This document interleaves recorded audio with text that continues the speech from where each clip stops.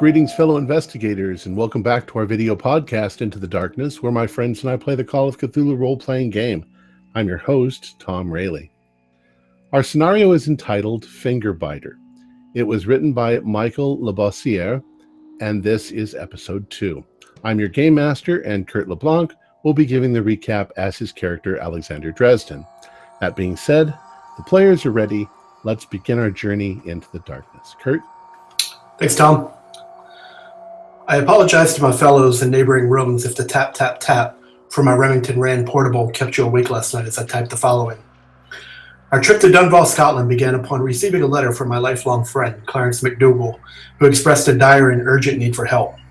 Clarence had traveled to Scotland in search for his family's history, where he met with some type of horrible disaster. I enlisted the aid of my trusted companions in the Blue Rose Society, George, Francis, and Albert, to accompany me on the drive to Dunval to see what misfortune had befallen my friend. Arriving by car, we found Dunval to be very small and made our way to the town's only inn. The innkeeper directed us up to Clarence's room upstairs, where we found him in a terrible sort, along with his assistant, David. Clarence told us that on the evening of his arrival, ignoring warnings from the locals, he went to search the ruins of his family's ancestral home, McDougall Tower. It was during the search he was attacked by some type of creature who bit off one of his fingers. In recounting his misadventure, Clarence seemed in shock, and possibly a bit mad besides, hollering about family gold and begging that we locate and return his lost finger. That evening, we walked to the ruins of the tower for a brief inspection and were surprised to find it a blast site, with nothing remaining except rubble. We then stopped into the town church. Pastor Gibson allowed us to peruse the records, where we learned more about the McDougalls' dark history. It seems the McDougalls were made extremely wealthy after discovering gold in their well, but in years that followed, the entire family succumbed to madness. After a rumored exorcism attempt to rid the tower of evil spirits, it is said that Ian McDougall blew up the tower, incinerating everything inside, and then carried on the family line in America. The other McDougalls were buried, only to have their graves later desecrated. An old man we enjoyed drinks with back at the inn told us about the curse of the 9-fingered McDougall, as each one of them had cut off or somehow lost a finger. The next morning, Albert noticed an article in the paper from nearby Hallhane that 4 ladies of the night had been attacked in the days prior, and all came to with missing fingers. To learn more, we made the short drive to Hallhane, where we talked to the doctor who treated Clarence, the reporter, and visited the library, where we found more articles about the recent attacks. It seems that Clarence's monster may be all too human. I'm worried for his sanity and health, but also invigorated that this case may help me form the basis of my next novel. Excellent. So you're all still in Hallhane, and it's a sandbox. What do you want to do? I think we left off at the library.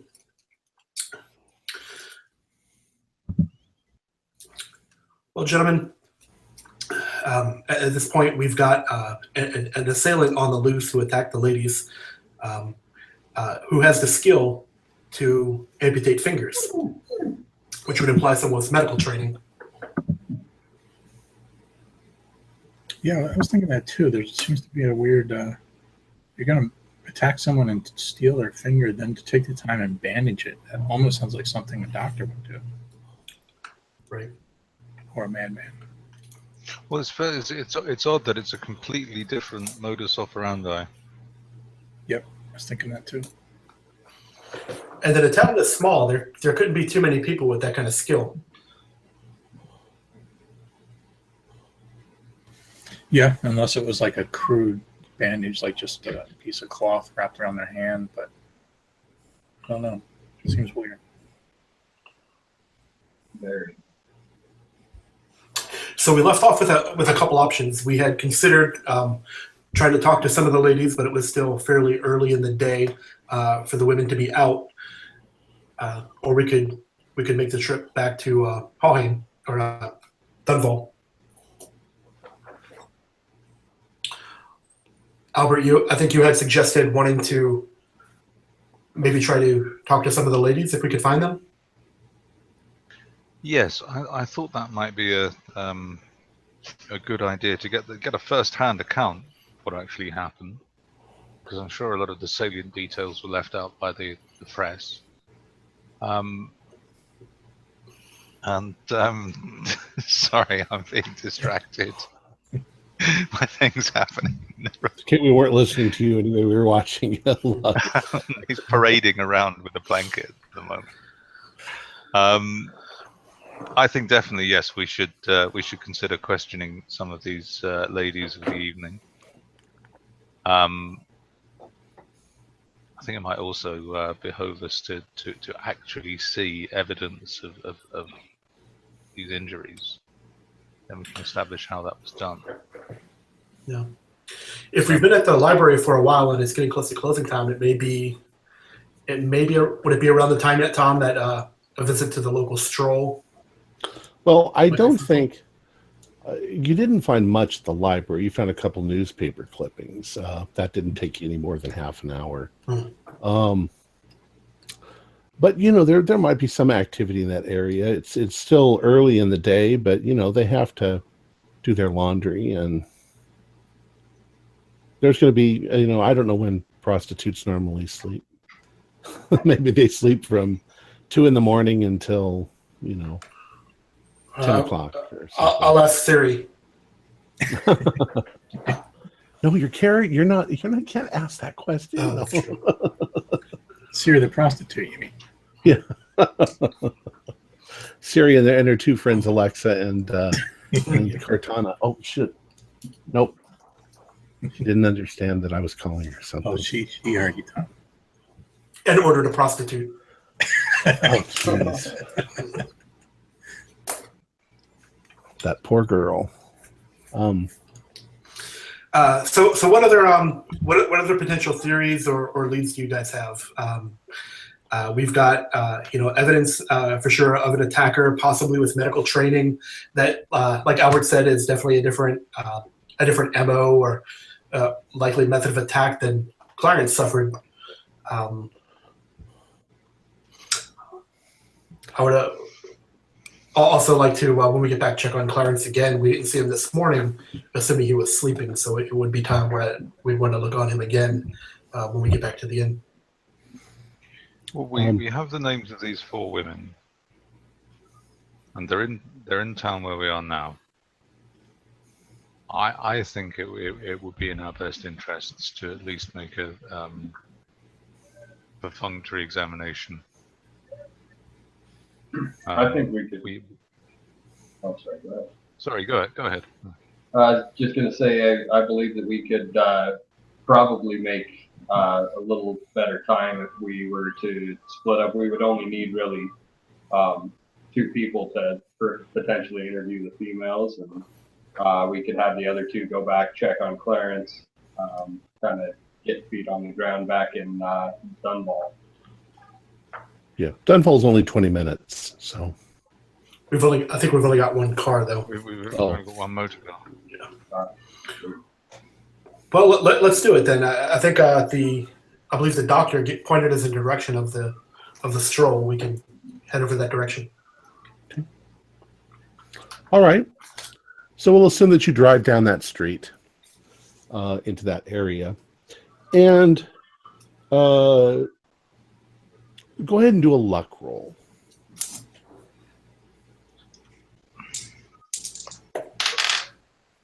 No. No. That's a no for me as well. I got mine. Thank God. Okay. So, as you're driving, Francis, you're looking out the window, and you notice a few people around, a few ladies around. There's a lady hanging up some clothing on a clothesline, and she seems to be having a little bit of trouble because one of her hands is bandaged. Oh, there's a lady with a bandaged hand right there. Cool. So I would maybe slow down the car and maybe stop if I can pull over, see if she needs an assist. She's like, I'm doing my laundry right now. Come back later.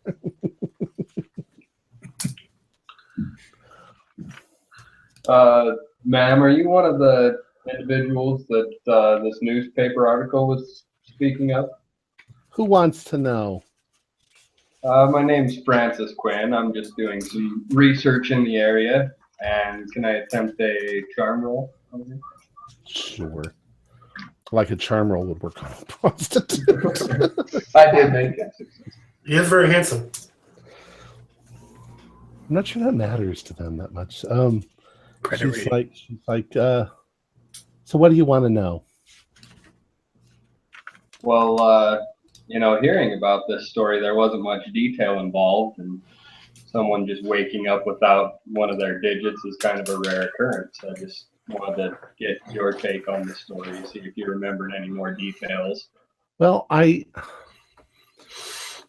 can't remember much. I remember I was, where I usually hang out in the evenings, and I could see, a guy coming along the alley. I thought, he was kind of in the shadows. And I really never got a look at his face, but when he walked up to me, I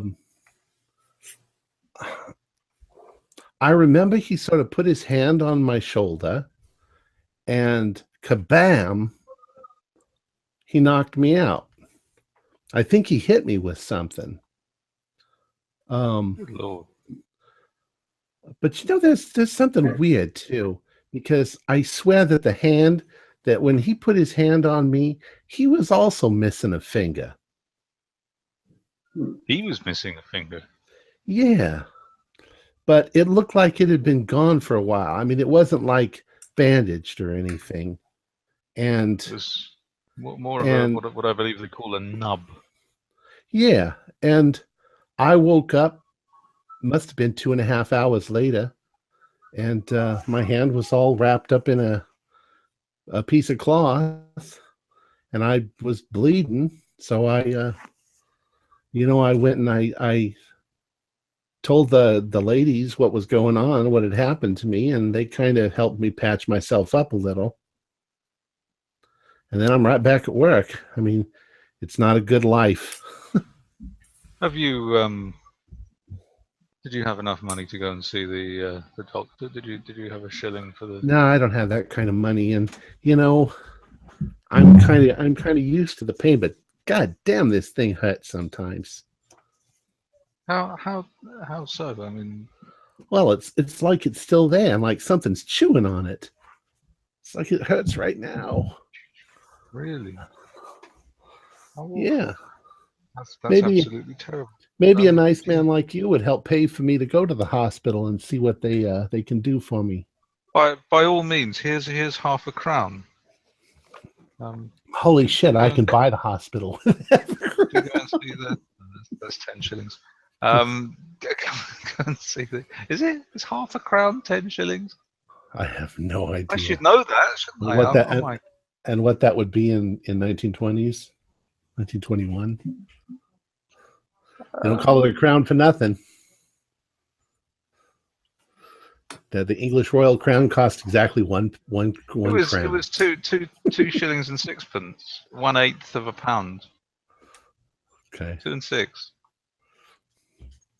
And you said, ma'am, that you didn't get any kind of look at him at all. Was he a large figure? I don't know. I'd say he was kind of tall.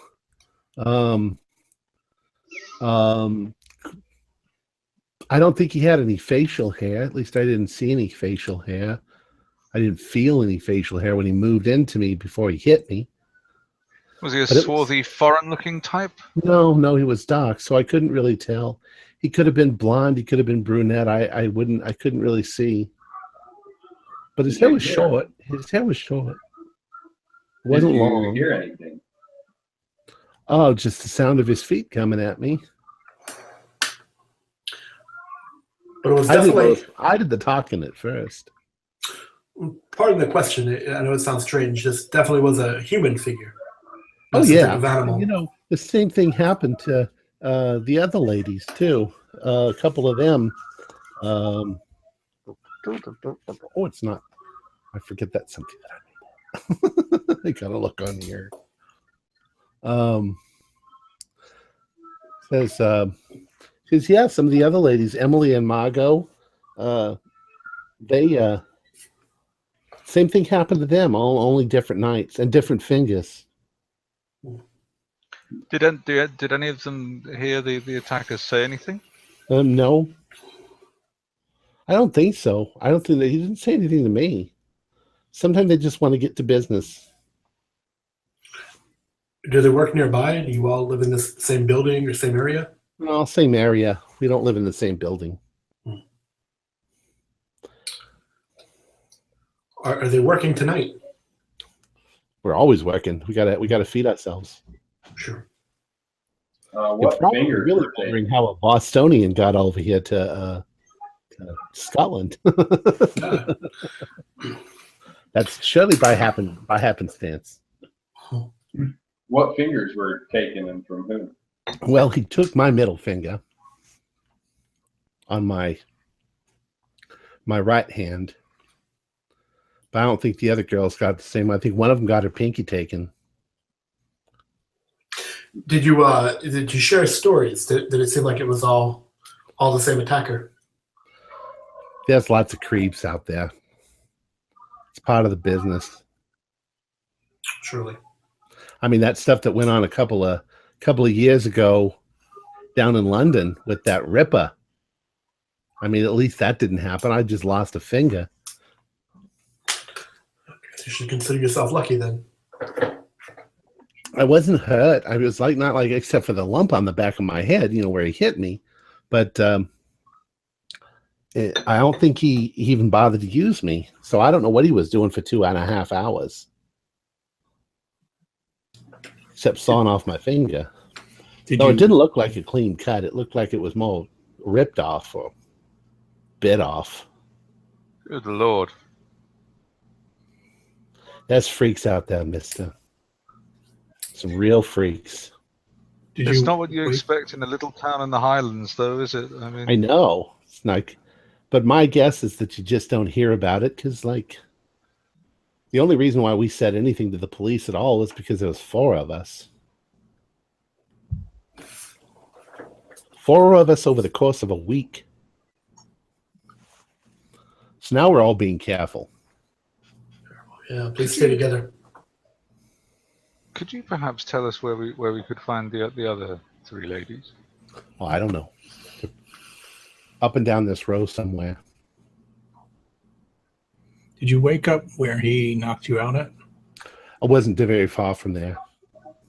It was like he, I don't know, I guess I got kind of the idea that maybe he couldn't exactly remember where he had picked me up, but he got close. Sorry, I'm not following that.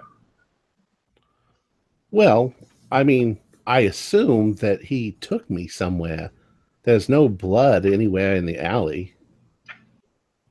So where did you wake? In the alley or somewhere else? Yeah, I woke up in the alley. In the alley. Same alley, but not exactly the same spot. Have you ever spent much time in Dunval? I've been there a couple of times. Have you ever been up to the ruins of the McDougal Tower? Never. No, I wouldn't go anywhere near that creepy old place. No way. I hear there's demons or something that live up there. Okay. Any other questions, fellas? That's all I have. No, I think that's. Well, thank you for the money. If you want to come back later on, and I'll show you some good time. No, I'm just happy to know that you're en route to the doctor. Make sure you do take a shilling to the doctor and get that seen to. I mean, the last thing you want is an infection. She's like, now I'm gonna finish my laundry. Good. What is her teeth situation? What is what? Her teeth situation. Her teeth? Yeah. She's got 1920s English teeth. They're awful. Why would she have English teeth? She's Scottish. It's okay. She's got Scottish. She's really from Boston, isn't she? That's right. She's from Boston. Don't know where the accent just came out. Sorry. I was either going to Jamaican or something. Yeah, I'm not Tom, Jerry. Yeah. Tom, could you remind me which finger Clarence was missing? I don't remember. We'll say the index finger, like in the picture. over here. Well,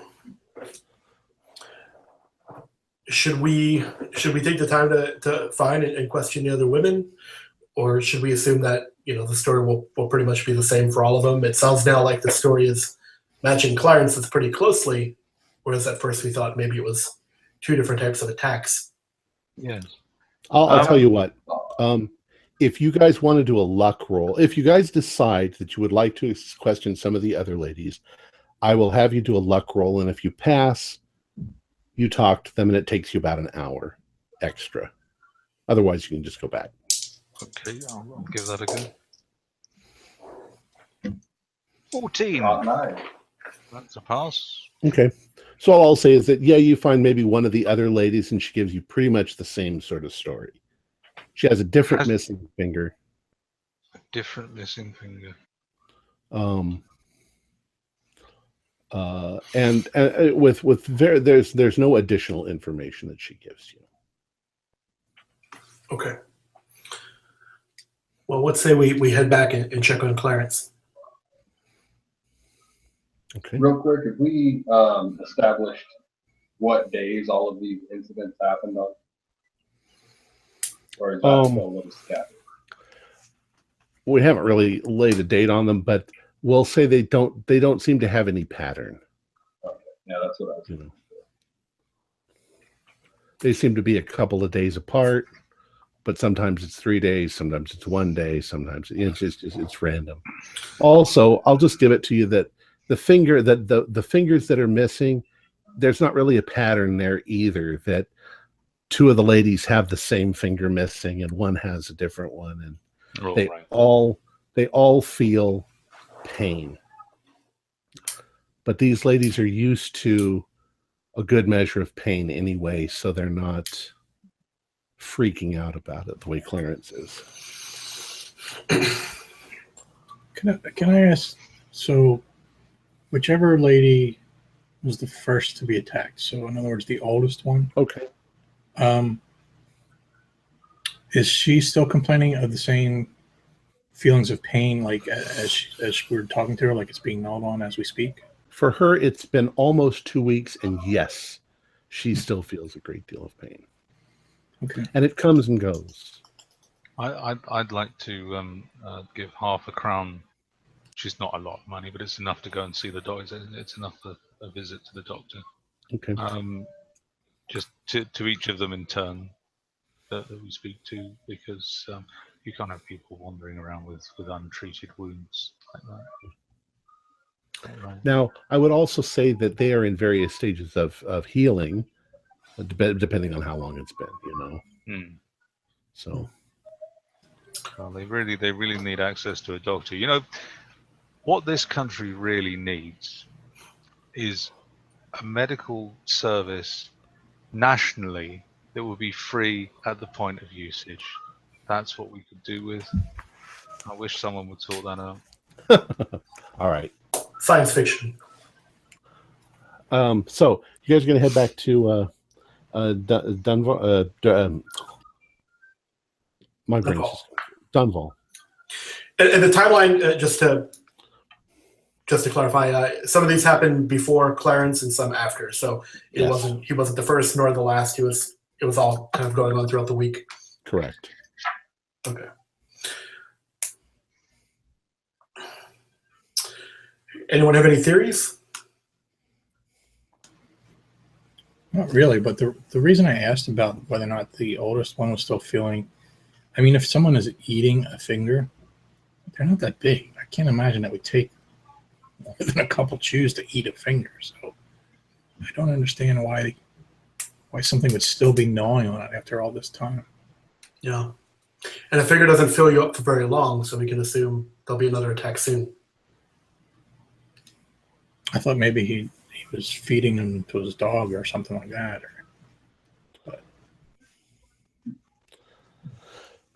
George, do an idea roll. Took me a second. Okay. Wait, I'm George.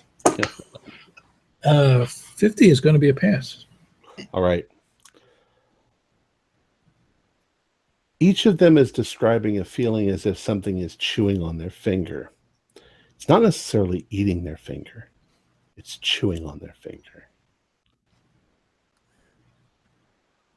So it may be something that's meant to be torturous. Okay, that's serious. Now, I can see, far-fetched as it might be, I can see why there's some folkloric antecedents for Clarence experiencing something like that. He visited a location that has a history of strange apparitions and so forth. Dark His magic. surname is McDougal. But why 4 entirely unconnected women in a different town? It also lends a little bit more credibility to Clarence's story that if, at first we kind of chalked it up to a phantom limb syndrome or phantom pain. Much more unusual for these women, also unrelated, to have the same kind of phantom pain and the gnawing sensation. You just said something there, Albert, that let's say this is a crazed man who's going out and attacking these women like that. Why on earth would he then go and hang out at the tower in the middle of the night where he knows, if he's a local, assuming, that no one would ever go there? Yeah. Like if you're out looking for victims, that would be the last place you want to go, unless like it's some sort of safe haven for them. Yeah, some type of lair. Well, I'm told that people like that tend to attack the same sort of person. For example, Jack the Ripper attacked prostitutes, women who were working as prostitutes. He didn't suddenly change his MO and start attacking men as well. Unless that is his kind of hiding spot and Clarence just happened upon him. Well, why didn't he hide? Easy prey. If he is used to going to his prey, but in this case, Clarence came to him. Very strange happenstance that it would be a McDougal at McDougal Tower and lose a McDougal finger. Yeah. Coincidence, maybe.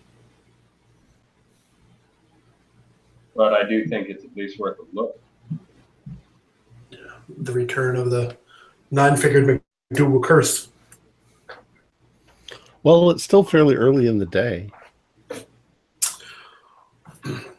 Well, at this point, we're probably back to the inn. We Okay. can go up and check on Clarence, knock on the door. I'll make it easy. You find out that Clarence he's not doing better.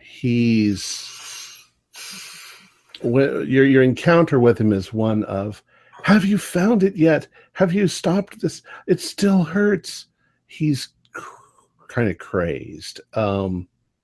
You can see that he's suffering sanity loss as this continues to go on.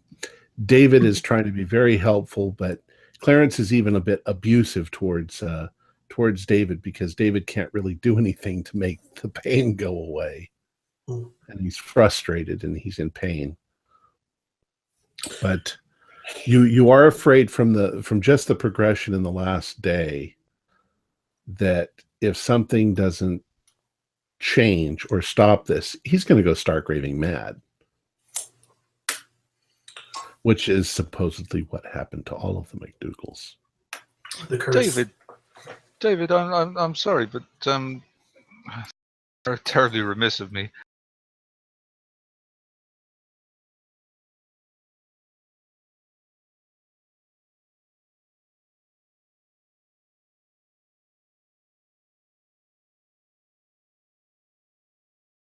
About a week.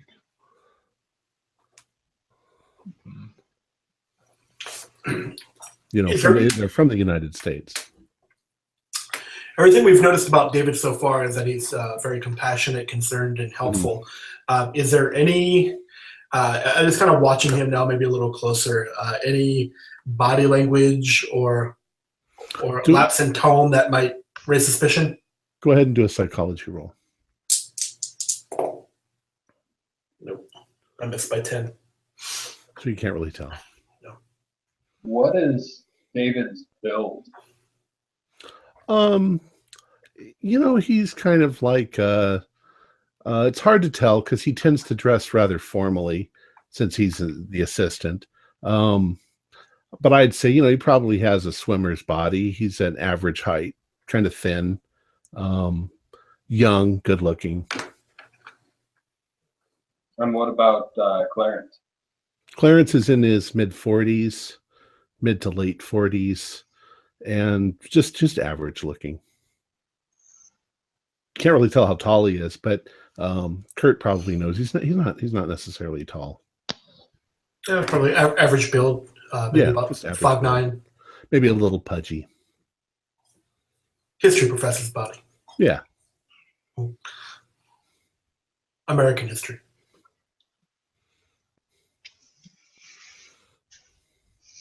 I think he's more world history, but yeah. American history would be more rugged.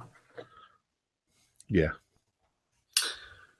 Okay, so no real change, maybe a little bit worse in just kind of ramping up the sense of urgency about finding the finger. He's more manic about it. Yeah, he's definitely pleading at this point. He obviously doesn't have a very high tolerance for pain.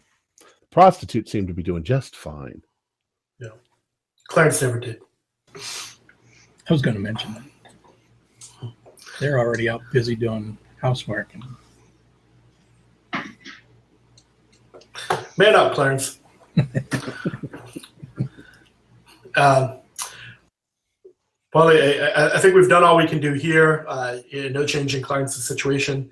But what say we head back to the ruins, and maybe it's earlier in the day than the first time we visited.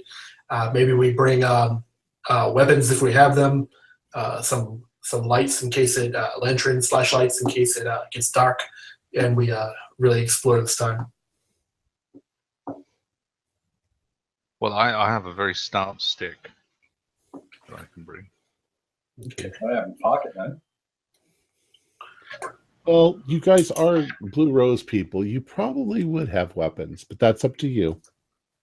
I have a 32. Okay. I have a Lee Enfield. I'm sorry, what was that, Francis? Levi? Sorry, I have a Lee Enfield. Oh, wow. Where is that gun of mine? Oh, yeah, here it is. But it's sawed off.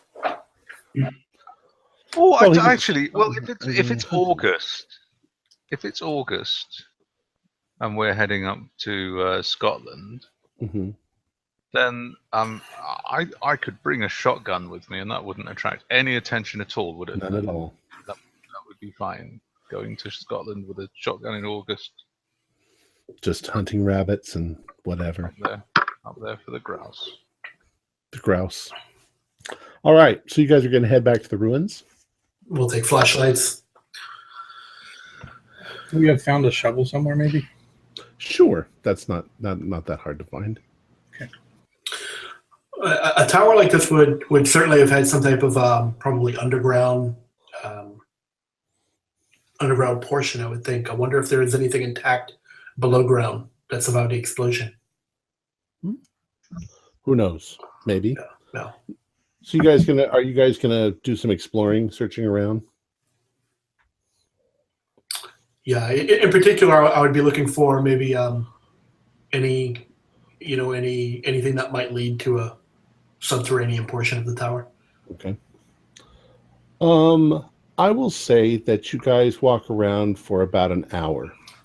And you guys got here fairly early, so it's just now noon as you're walking around. You've kind of spread out so that you're walking and you're looking at various stuff. It's a lot of blocks of piled rubble. not just blocks, but broken pieces. And you can also see that, there might have been cave-ins if there was an underground part. Go ahead and do a spot hidden for me, everybody.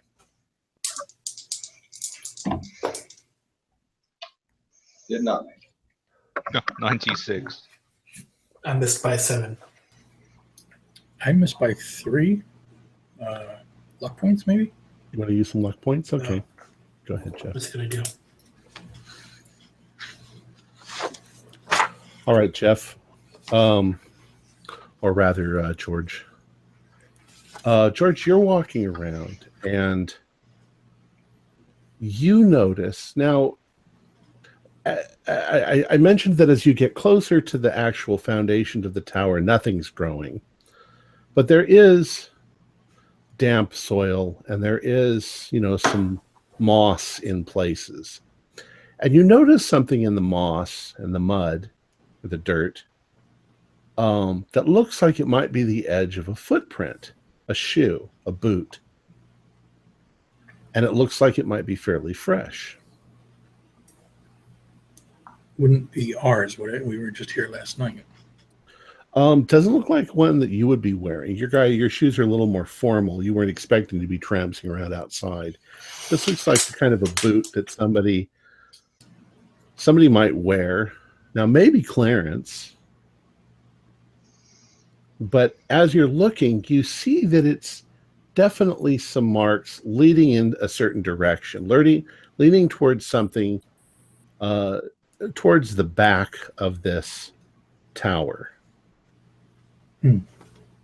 I'll flag everybody else over to look at this. What have you got? It's a footprint. Could be anybody's, but it might be Clarence's. I think it was 3 days, I believe, or 4 days now since Clarence was here. Mm-hmm. Did the footprints look fresher than that?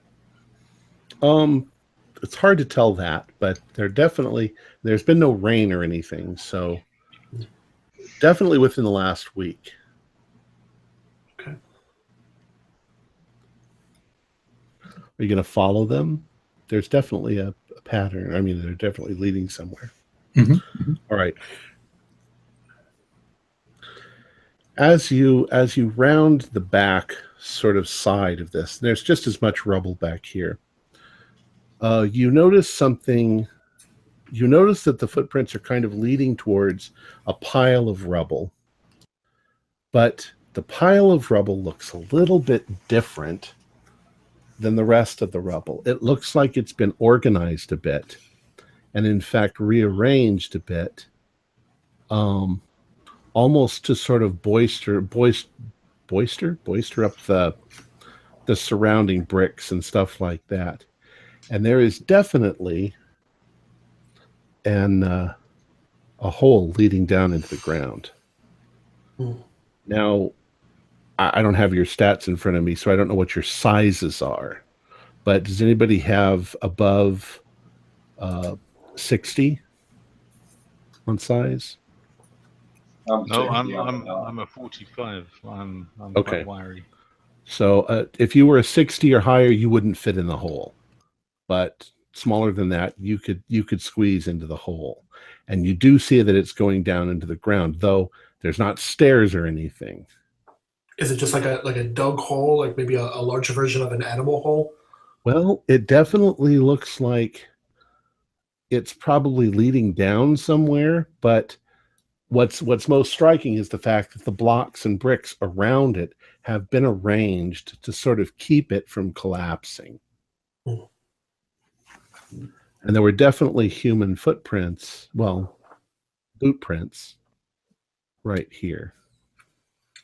I should say also that there are some rather foul smells coming out of this hole as well. Part of it smells moldy, kind of like decay, but there's something else that's quite foul, but boy, you can't put your finger on what it is. Oh, that was a joke, and I didn't even know that I told it. I love it when I do that. If we, so is it smell like the stench of death, or is it like what would it smell like being from London? Where there's dead rats or alleyways, garbage. It remains elusive, you know. It reminds you maybe of dead rats, but it's not that smell. And it's something that you've never smelled before, but it's still quite unpleasant, whatever it is. If we shine our lights into the hole, does it go straight down? Does it kind of go in and then kind of level out and curve? What is the apparent passageway? It looks like it goes in a couple of feet and kind of curves to the side. The whole passage itself seems to be made of propped up blocks and dirt. So it's not smooth in any way. It's kind of rough. So for all of us who are around 50 or slightly more, but I think we're all under 60, it would be still a very tight fit. Well, it's not that tight, but it would be tight if you were. It would be impossible if you were 60% or higher. So, well, I'd love to go down there, gentlemen, but I'm a little bit.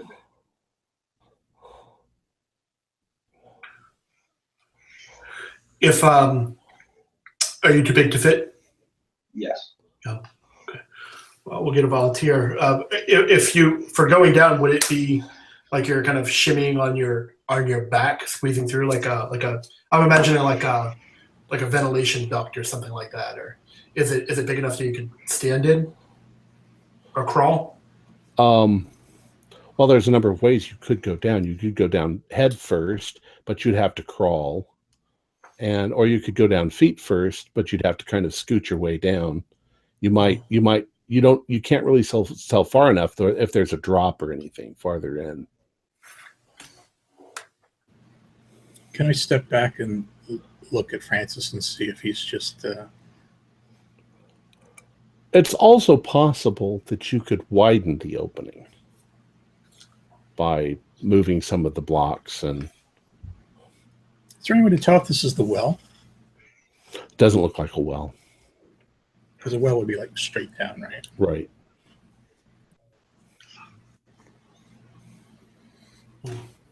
Well, it's curious. Oh, well, it's curious. How long would it take to uncover the hole to get in?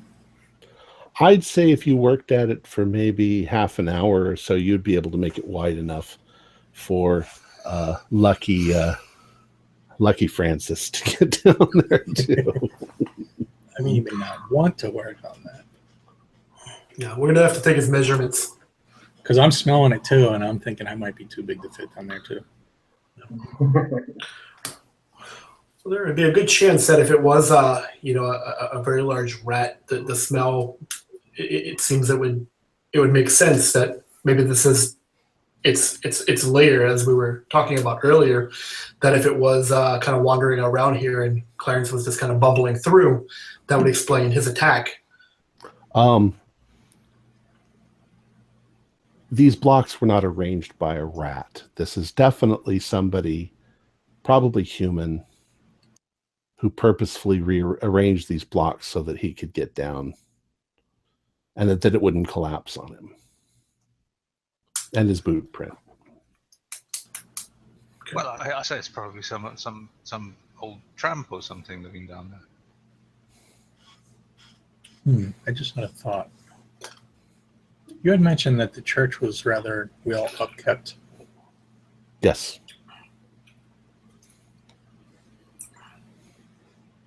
What if one of the local farmers has dug out the well or just dug into the hill basically to try and recover some of that gold? So like this is a mine entrance. And he's cutting off the fingers in order to promote the superstition to stay away from the hill. There were no missing fingers from people previous to just a couple weeks ago. Although, yeah, that could still fit in your theory. I wonder if anyone's come into any large amounts of money with it the last couple of years. Maybe they struck the same thing when the Googles did. From the looks of the town, it doesn't seem so. Now, the church, when I mentioned the church, this is kind of meta, but I was trying to tie into the fact that when Ian left for the United States, he left a very large donation to the church. Okay. So the church had been built really beautiful, quite odd for a small little town. Oh, okay. And we haven't seen otherwise anything or anyone that even had any type of similar smell. Is that really the first time we're sniffing this? Yeah.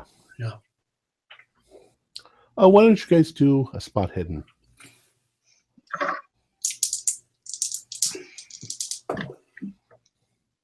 $24. I made it as well. No. Okay. Who got the better score? 24 and... I got 20. Okay. Yeah, hard check. Well, yeah, that's pretty close for both of you. You guys are looking around, and you notice right nearby there are stains on a rock and possibly the dirt, that look like they might have been blood. Is there a trail? A blood No. trail to the hole or anything? No. No. We're going to bring everyone's attention to it that hasn't already seen it. Can we search that spot just in case the finger's there? There's no finger there. Okay, I didn't think so. But when you search, go ahead and do a search as a spot hidden again. So we would probably search under the rock, find the blood. I made it by 1. You do notice, though, now that there are a couple of other spots right nearby that look like they have blood on the rock, or had blood. The blood's dry and it's brown at this point, but... Are there any drag marks or anything around? Doesn't look like any drag marks. And it doesn't look like a huge amount of blood. Maybe the same amount of blood you might lose after a couple of seconds of bleeding when you've lost a finger. Is the rock, is it sharp or jagged? Could it have been used as a weapon to take off the finger? No. The rocks, these are blocks and things like that. People always calling me. They have marimbas in Scotland? Yeah. So maybe we'll kind of widen the search a little bit. If we saw the one block and then, hey, here's a couple more, then maybe perimeter out a little bit. Well, you do notice that there are a larger quantity of footprints once you know what you're looking for, right in that area.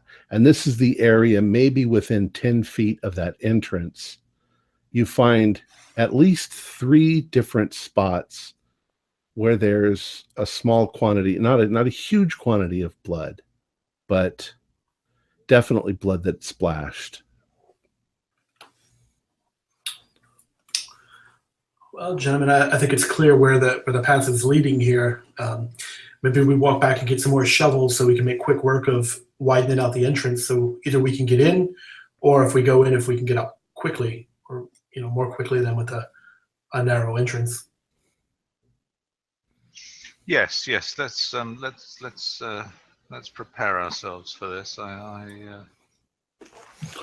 Well, let's assume that. I mean, you're just right down the street, so it takes you all of 5 minutes to get a couple more shovels.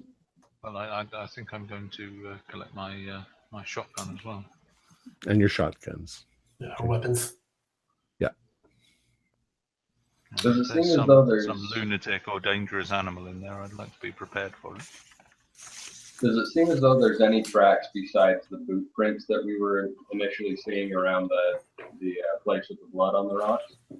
It's kind of hard to tell. I mean, maybe, but not other shoes. It's hard to tell. You don't notice anything that you recognize. I wonder if another thing I would do since we found the footprints would be to take out my notebook and maybe if there's a tread pattern for the boot, maybe we can compare that with on the sly from Clarence and David and just see if we can verify it was one of them or Clarence when he was around. Sure. At some point, when we came back to get the shovel, could I ask the innkeeper if anyone has come in recently and like flashed some wealth around, like bought around for drinks for everybody here? Well, just us. Nobody. He says they don't get much in the way of strangers either. You know, once in a while, a salesman or somebody will come through town, but that hasn't happened for a couple of weeks.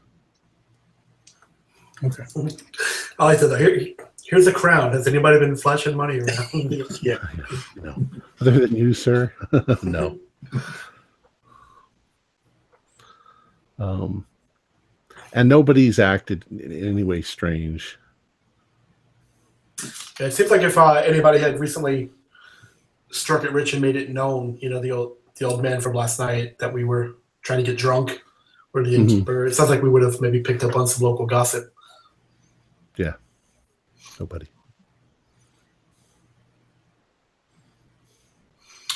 Well, I think then very carefully then, so we don't collapse the whole thing, maybe to start removing stones, digging in a way that would help us widen the entrance to maybe at least get a better look and see if we get a sense of scale and how far it goes and in what direction. Okay. But before you leave the innkeeper says something. Just as you guys are getting ready to walk out the door, he goes, you know, come to think of it, that there was that one guy. He was a salesman. He was here about 2 weeks ago. I remember he sat there with old Matt Clarney, the guy you talked to last night, and they chatted about the McDougalls. Yeah, Kenneth Mackay. They chatted about the McDougal family and the gold that might be up there in the tower. I don't know why I remember that now, but it was like nothing. It's one of those stories that old people tell. How long ago did you say that was? About 2 weeks ago. 2 weeks ago. You know what he was selling? Oh, shoes. 4-fingered gloves. No. Driving up business. Yeah. Well, he says if you've got some theory about that, I didn't see any missing fingers on the guy. And did he just stay for the one night and then leave the next day? Has anyone seen him since?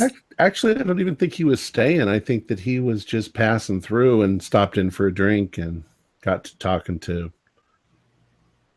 the one that Mick said. Did he mention where he was headed in passing through? No. Interesting. Didn't talk to him much. I don't need shoes. Yeah.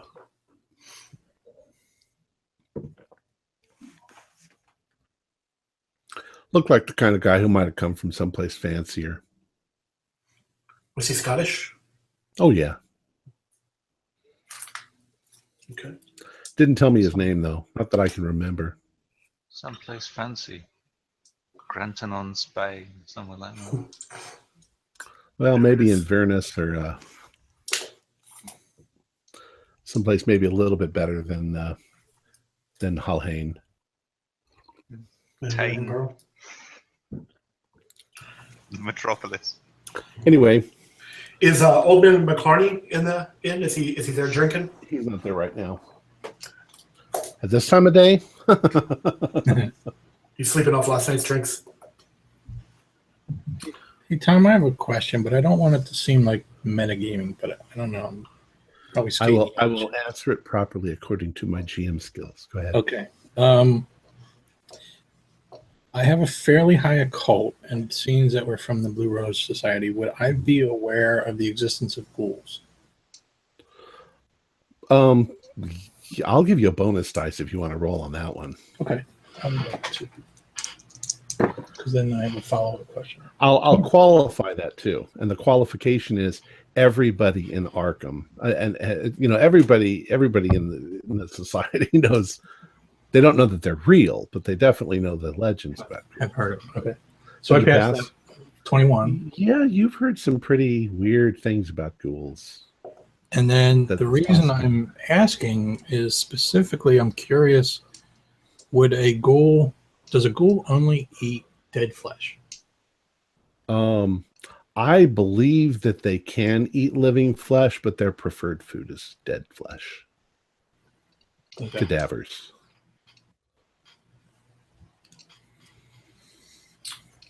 What are you thinking, George? It's far-fetched. I'm wondering if maybe somebody is leaving fingers to feed a ghoul in exchange for possibly access to the gold or wealth. That does sound far-fetched. That'll be my next article then. Perhaps we're just dealing with some poor lunatic who imagines himself to be a ghoul. The longer this draws on, the less likely it seems that we're dealing with it. Anyway. Well, if there hasn't been any sign since of the salesman, maybe this evening, if Old Man McClarney's in the inn, we can learn more about maybe where the salesman was heading, see if there's any lead to follow there. All right. I doubt Old Man McClarney would have grilled the man on all those details. But anyways, it's worth a try. So what are you going to do now? You going to go back to the ruins? Yes. It's only about 1 o'clock. Yes, I'd feel, if we're going to do anything in the ruins, I'd feel a bit happier doing it during daylight. So, yes. That's a good point. Let's get that out of the way, I think. Hey, Tom, real quick, as we approach the top of the hill or the hillside where the ruins are, you said something about your picture on the screen. Is it the sort of thing where there's rocks or rubble strewn high enough that if we were walking around, would one of us disappear behind one of these? Yes. Okay. So it's possible we could lose sight of one another. Yeah. The tower was probably, 50 to 80 feet tall when it was original. So there's piles of rubble all around. Okay. I would ask you, maybe the innkeeper, if according to the local legends, if maybe the tower had any tunnels that went anywhere. Were there any kind of caves or tunnels underneath the tower? He doesn't know that much about the construction of such things, but I imagine everybody's got a basement. So even if it's just to store potatoes. Yeah. Root cellar. He says, there's a lot of talk about this well with gold in it. He says nobody's ever found a well up there. Them that's gone in the daytime and looked around. I assume with the prospect of treasure, a lot of people would have dared to search for it. Well, a few younger people might have tried it, but they wouldn't go at night. Mm-hmm. It's possible the well was inside the building, in which case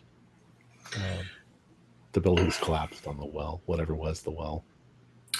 Maybe if the well's collapsed, the hole is a kind of a makeshift tunnel that leads to, somehow they found a way to dig to the bottom of the well through an alternate passage. Yeah, that's kind of what I was thinking. I suppose it's possible. Yeah. Well, we're dancing around it. Are we headed down the well, down the hole? Well, let's try to open it up as much as we can without collapsing it and try and get a better look. Okay. I'm going to step out of the game for just a moment and say we've got about an hour left. Now, if you guys want to go over, I'm perfectly fine with that. To play it until it's done. Yeah, I'm good. Yeah, I'm okay with that. Okay. Yep. All right. We shall continue. All right, we're digging. All right. So you head on back up to the hill, and you can see that with a fair amount of work and some heavy lifting and some moving stuff out of the way, you can widen the hole fairly well. And you do realize that there's a chance of partial collapse, but that's what the whole thing was boistered out for. And it was you definitely realize there was a rhyme and a reason to the way that it was done, so that it wouldn't collapse. But at this point, you can all fit if you want to, fairly easily. Right. You still can't see very far into it because it curves. Mm-hmm. And it's going down as it curves, so it would be yes. We could all fit now, but we'd still be crawling essentially in order. Right. Okay. I think that it would seem most safe to sort of sit down on the ground and scoot down into it. I mean, your feet would be going first, but at least you would be going. You wouldn't be, if you went head first, you would be going like this. Yeah. Head first. Okay.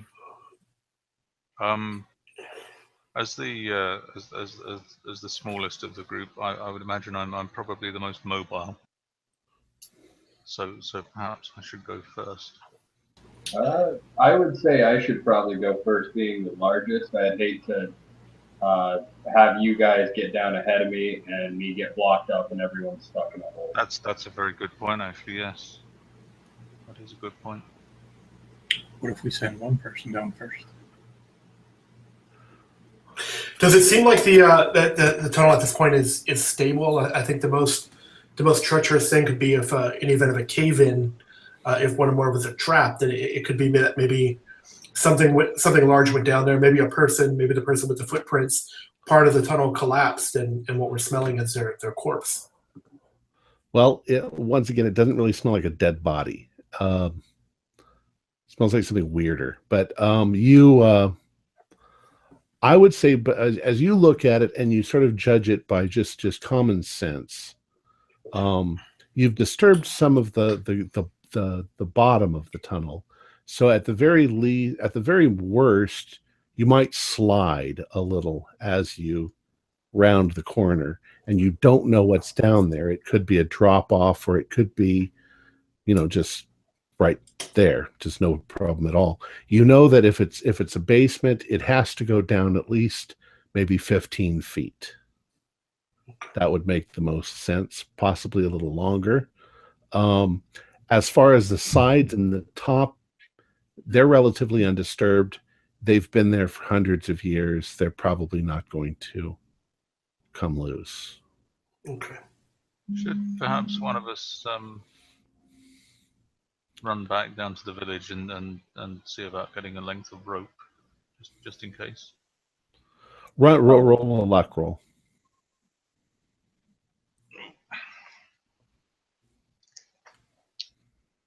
4. You already thought of that. You're holding it in your hand. Oh, I say. Well, Albert, if you'd like, I'll hold on to the rope and I'll be the first to go down. Yes. I'm worried about that corner. We've no idea what's around that corner. So here, tie this around your midsection, and we'll belay you on the other end.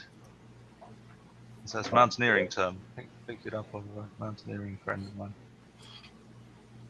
All right. I would like you to do a climb roll, but you can have bonus dice. This is for Francis. No, I'm sorry. I'm not quite familiar with bonus dice. Oh, you can roll 2. You roll your usual 2. Just roll twice. It amounts to the same thing, and you use the better score. 4 was my second. Okay. So you managed to get down without any trouble. It curves down. It does go down. It sort of does an S curve as it goes down. But you eventually come out of a hole that's roughly 3 feet off the ground, And when you step down, you're on a flat surface. It looks like it's dirt, but there's definitely some blocks of stone, so it's probably the floor of a basement. You're in a fairly large area. It reeks. It's even stronger of this horrible smell. It's definitely some sort of almost an animal smell, but weird somehow. You just can't put your finger on it. Now the area, you can tell immediately. I assume you had a flashlight. You look around. It definitely was at one point part of the basement. Part of it collapsed. The walls on some of the sides are definitely not the original walls. They're just fallen in piles of rubble. But there's definitely sort of a tunnel that you're in, a fairly large area, and there are 3 tunnels leading out of it. So you can say right, left, and middle. And it's very dark and very reeky. All right. The area you're in is probably about 20 feet around, roughly semicircular, or roughly circular. All right. I'm going to try and crawl back up the tunnel that I just shimmied down, trying to be as quietly as I can while still getting the message up. Okay. Hey, I've fallen into a room. I'm fine. The exit's only about 3 feet off the ground. It seems as though this is actually a separate entrance into the basement below the tower. Okay. I would like you to do a listen roll.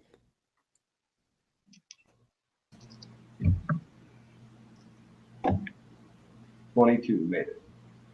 Okay. As you say that, as you finish saying that, behind you, inside the room, somewhere, you can hear what sounds like a clicking sort of sound, like rats or maybe teeth.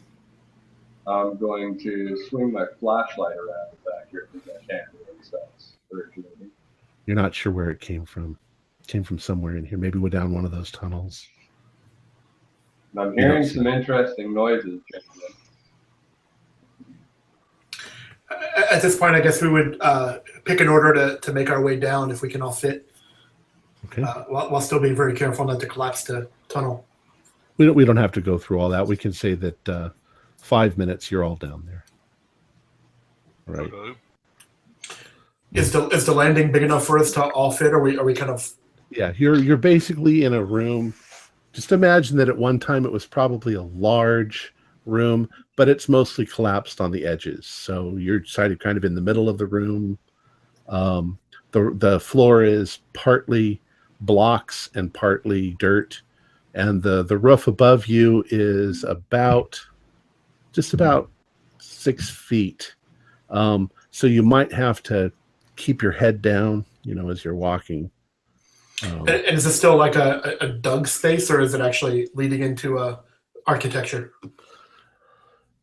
Both. It's definitely it was definitely architecture at one point.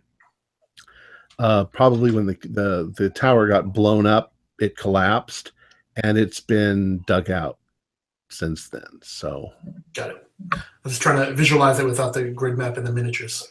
But it could have been dug out quite a long time ago. Okay. And there are 3 passages. Different directions. Y'all gonna go in Yeah, different. left, right. They're all sort of forward ahead of you, but there's left, right, and center. Okay. Thank you. And they're not the same. They're not the same width. They're not like archways. They're just tunnel areas that have gone. I suppose the immediate question then is: does any of them have any visible signs of traffic? Not that you can see. But there's not like any indication. The ground is rock hard. Oh, right. Okay. There's no bloody marks No. Do another listen roll.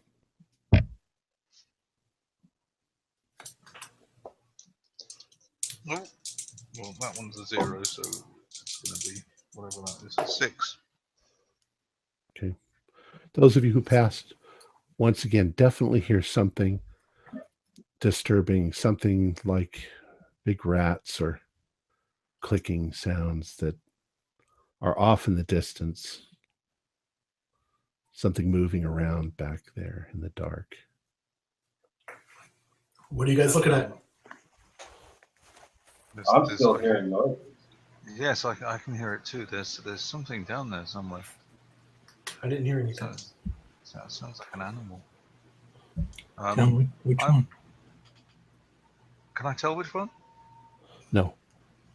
Everything kind of echoes down here. It's just somewhere ahead of us. That's all. I can't even tell which tunnel it's down. I'm going to load my shotgun.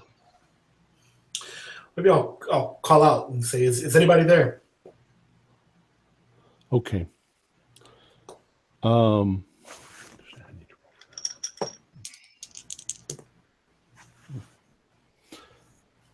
When you make noise, there's definitely something down there making noise. It's disturbed by you being down here. And because of the echoes of the chamber, we're not able to determine which passageway it's coming from. It might even be coming from multiple directions. Not behind you, but ahead of you. Well, it wouldn't be uncommon to have rats in an underground tunnel. True. Which of the passages ahead of us is the largest? The one to the right is the largest.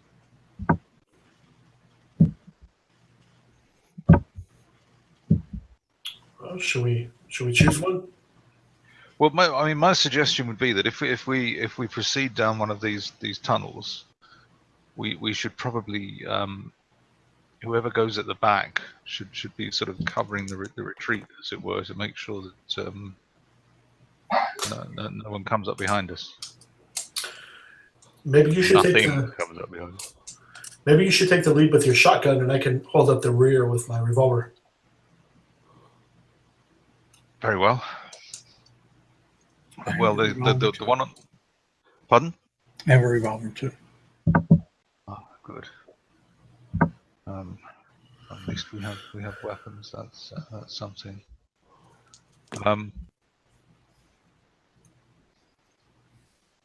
Well, the one on the right appears to be the largest tunnel. That would be the easiest one for us to... Right is always right. Okay, well, shall we? Lead the way. Okay, in that case, I'm going to step into the tunnel. Okay. The tunnel goes in a fairly straight direction. It doesn't have any semblance of uniformity. It's wide, it's short, it's tall, it's just sort of going in that direction. And I would like you to do a listen roll. Whoever's going first. 28. No. Okay. Whoever is second, do a listen roll. That'd be me or Francis. I can Maybe go you're ahead. holding hands.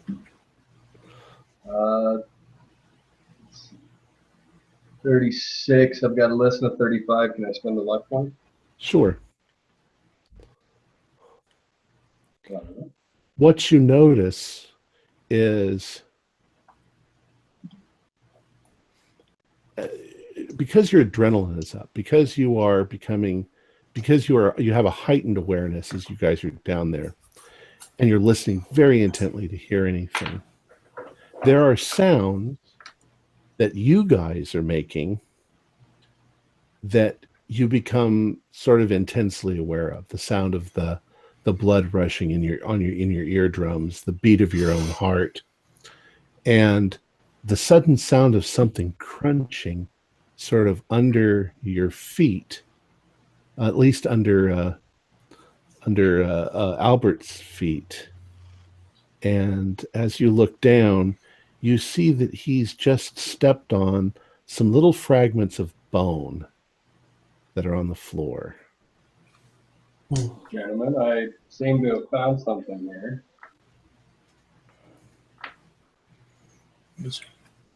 Seems as though Albert's been stepping on some bone fragments up in front there. You start to look, and as this sort of becomes its own small room, I'd say it's no more than, a 10 by 10 area with a fairly low roof. The roof is actually even lower, like 5 feet. So you have to hunch over. There are small fragments of bone strewn across the floor, and maybe a small pile of them a little ways in. And they definitely look like finger bones. You said it's just kind of a little pile. It's not like a catacombs where the whole we're just kind of walking on. Just a little pile. So in shining lights down, are any of the fingers intact? Do any of them look fresh, or are they all ancient, dried out, cracked bones? They all look old and cracked. And in fact, go ahead and do a spot hidden if you look really closely. I'm also looking for Clarence's Harvard ring.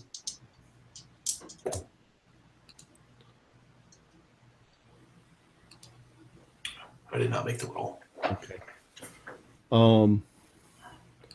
It looks like, and of course they're not intact. It looks like they're all in fragments. You don't really find any intact bones. But they're intact enough we could tell they're finger bones. Yeah. I mean, that's about that size. You can see the shape and curve of what look like finger bones. Are there any exits from this room other than the No. passage? And you now hear noises behind you. Okay, Down so the passage. I'll swing around and shine my light and kind of have my gun at the ready. All right, do a spot hidden.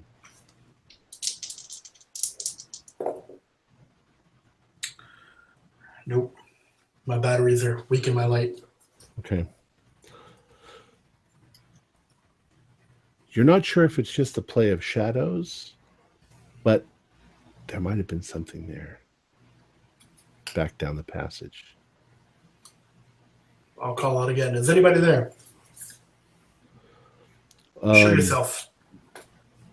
No answer, but you do continue to hear noises. There's definitely something moving around back there. And it's moving around now more than it did before. So we're convinced that there's something there, not just kind of, like you said, the play of shadows or our imagination from being in a... Well, could be rats. Yeah.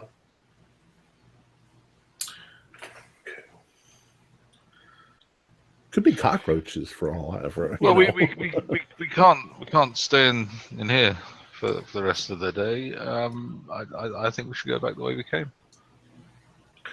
Are we at the end of this passage, or does it carry on?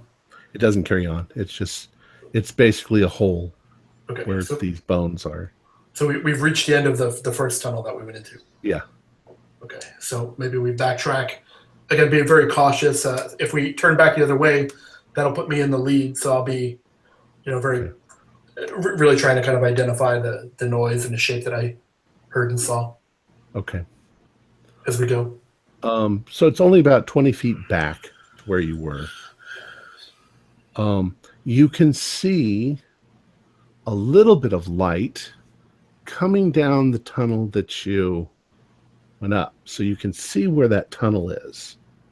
Okay, on the far wall. It's not bright. It's just barely there. As you, since Alexander is in the lead this time, as you sort of step back into that center room, something coming out of the shadows to your right, it shuffles across the floor, and before you even have the chance to turn your flashlight in that direction, something hits you fairly hard. I need you to do a dexterity roll to see if you get knocked down. Let's see, I've got a dex of 60, so and I made it. I rolled a 7. Okay, you don't get knocked down, but as you turn for just a moment, now this I'm going to describe this for each of you, but as you turn and look, you look down into the face of something that looks vaguely human.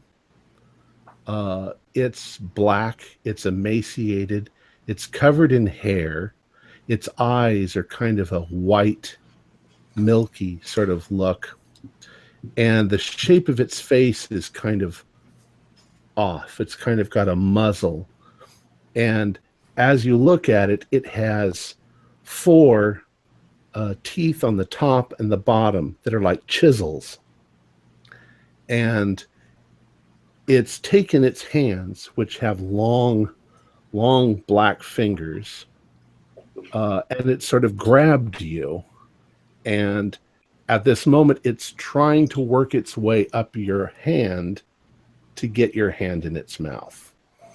Okay. Sanity? Well, we'll get to that in a second. We're like in frozen time at the moment. Those of you who are right behind him, you saw this big black hairy thing leap out of the shadows and try to knock Alexander down. It scares the shit out of you because it's almost a silent thing, except that you can hear the clicking of its teeth. All right. I'm going to let you guys. Well, I'm going to let Kurt go first. Kurt, what are you going to do? Scream and try not to. We're in such close quarters here. Not botch anything to where all of our guns go off. So not shoot because it's on me, but definitely scream and ah. Okay. Help! Well, it's grappling you, so. Well, I'll try and. Well, let's see. I had my flashlight in one hand, my gun in the other. So if it's got me, let's say by the flashlight hand, then I would try to, use that hand to try and kind of push it off of me. Okay. So do a grapple roll against my grapple roll. Is that strength? It's your fight roll. Brawl. It's brawl. Cool. Fighting brawl. Okay, I rolled a 42. I don't have brawl as a skill, so base is 25. So I did not make the roll.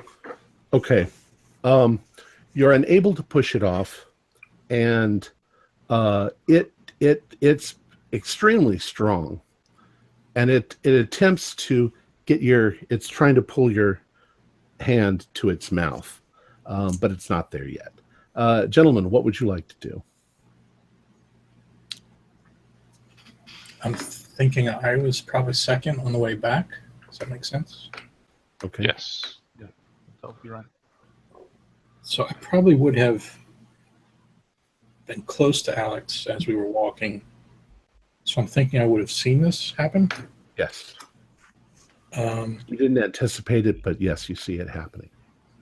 And seeing that it's already close and practically on top of Alex, I'm going to try to kick it rather than shoot it. Okay.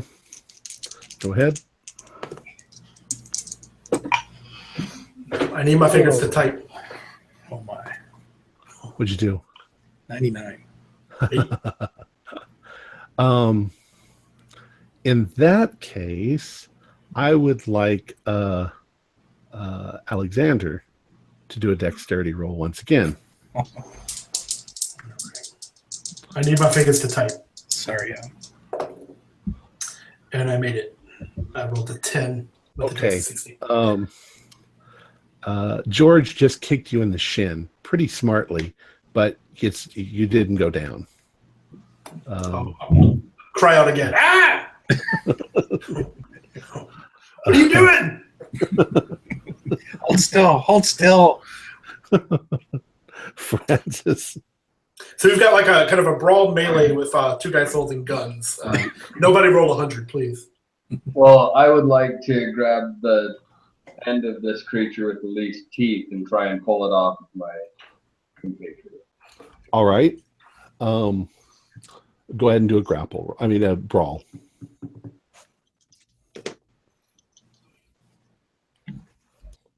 $75. Okay, so you find it difficult to get a hold of it. Its hair is almost greasy. Okay. And Albert. Well, given that I'm the last in line, am I even close enough to actually physically engage with it? Because I've got two other men in front of me. Probably not. In fact, at this point, you're probably so stunned by the sudden commotion right in front of you, but you still can do something if you want. You can run. Nowhere to go. There's nowhere to go. I have to climb over the others and that thing. You go hide in the bone hole. You can run back to the bone hole and start digging. Yeah. Well, I'm going to just sort of, jockey for position, really, and sort of. All right. Do you have a flashlight? Do you have a flashlight also? I do, but I'm holding a shotgun at the moment, so I'm not. You're not really holding your flashlight? No. Okay. All right. I'm so relying on the light from the other three. The creature is going to try and bite Alexander. So what I need you to do is I need you to roll a power roll against my power roll. Oh boy. Okay, I failed. I rolled a 72. My power's 40. And I got a 15. So the thing bites down on one of your fingers. And I need you to do 1 to 4 damage. And I'll definitely scream out in pain. 3 damage. Okay. It is tearing your finger off at this point. Jeff.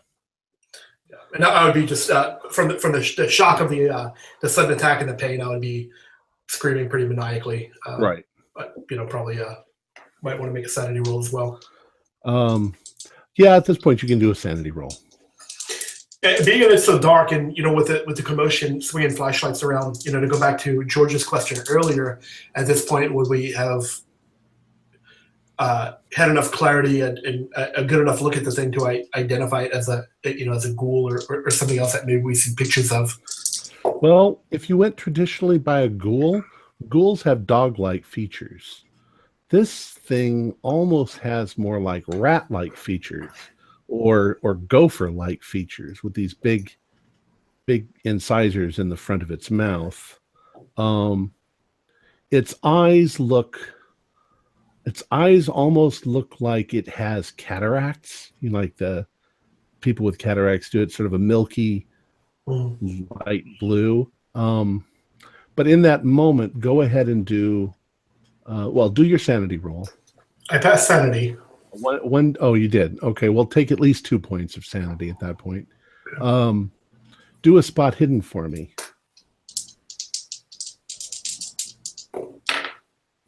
No. No? No. Okay. All right. George. Should the rest of us roll sanity too? You're 2 in the moment at the moment. You'll roll it afterwards. George, I would like you to before you do anything, do a spot hidden, because you've got a flashlight, correct? I do, yes. Yes.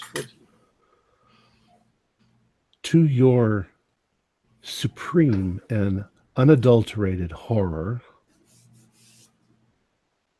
your flashlight flashes past this thing and Alexander, and you realize that there is another one approaching from across the room. Looks like it's heading for Francis. Francis isn't looking at it. He doesn't see it coming. Well, in that moment of time, I'm frozen because I don't know how to help Alex. Because this thing's it's bitten down on his finger, right? It's Right. got a hold on him. So I can't really grab it and pull it off because I'd be afraid of pulling off his finger. So I would like to try to shoot at the second one. All right. Go ahead. Hold your ears. 38, I believe, is a pass. You have a shotgun? Handgun, pistol. Oh, cool. You hit it right in the chest, and it barely reacts as it continues coming after after Francis. Oh my. Okay. Francis, George has just fired off his gun right past your shoulder at something behind you. What do you do? Yep, you're muted. Sorry. I'm looking in the direction He's of the gun. dumbfounded. He has no words. Well, he's deaf because of the muzzle blast. Yeah, none of us could hear you. Yeah, I'm gonna try and look at what he was shooting at. Okay, and as you turn, you see this thing about to leap on you. I'm going to attempt to get out of its way. Okay, dodge roll. Yes. 98. And I got an 8. So the thing leaps through the air, and once again, it grapples you. So it's got you pinned, and it's trying to get to one of your hands. But I would like you to do a spot hidden roll as well. I made my spot hidden, 36. You notice in that instant, sort of a dreamy-like instant of clarity, you see that whatever that thing is that's leaped at you is wearing a ring on one of its fingers, and that one of its other fingers is missing. Can I try and grab its hand with the ring on it? Well, it's grappling you, so you're probably worried about trying to get it from biting your finger off. But as you're struggling with it, you can see it's got a ring on and a missing finger. So Albert, Mick, what do you do? Well, given that this creature has just attacked Francis, and he was standing in front of me, I'm going to shoot it. In fact, I mean, I don't know how close we are, but can I just literally just stick the barrel of my shotgun into the side of it and shoot it? Which one? The one on Albert or the one on the one that's just jumped onto Francis? Okay. Yes, I'll allow you to do that. Because he's right in front of me. Go ahead, and I want you to do a luck roll, though. Okay. 44 out of 45. Okay. Where are you placing the barrel of the gun? Sort of in its torso. Okay. You fire, and because of your close range, you literally seem to blow a big hole in the thing. And it rolls. I mean, it jerks violently as you do it, and it rolls onto the ground, and it seems to be, struggling with the pain of what you just did to it, but it's not bleeding. There doesn't seem to be anything like blood coming out of it at all. Oh dear. All right, let's jump back to Kurt. Alexander. I'll let you go first. Yeah, total elapsed time at this point is probably about 10 seconds, right? Not even that. Yeah. Yeah. So I guess it would be another round of struggling to dislodge my finger. It feels like it's in a ton of pain. I don't know if I'd be thinking straight enough, especially with the sanity loss, to try and I just be trying to just rip my hand away at this point, not thinking clearly. I think that definitely the thought that's most in your mind right now is you are about to lose a finger, and there's probably nothing you can do about it. Right. So I think just in the panic of the moment, that's probably what I would be doing, is just try to get my hand back at all costs. Okay. Do a strength roll.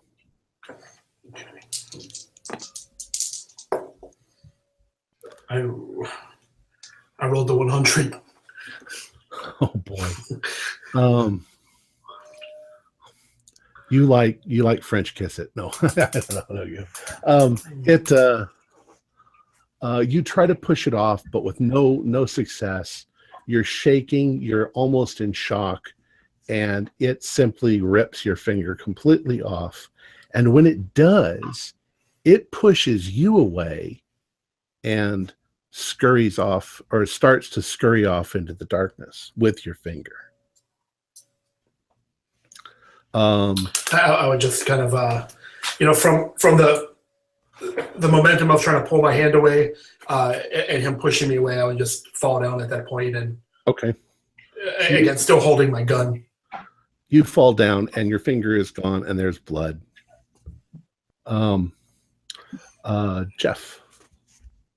George, what are you going to do?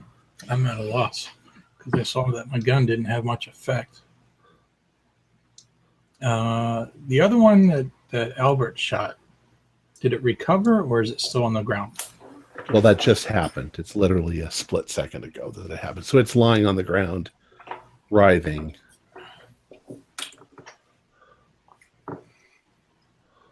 I'm just going to try to shoot it again.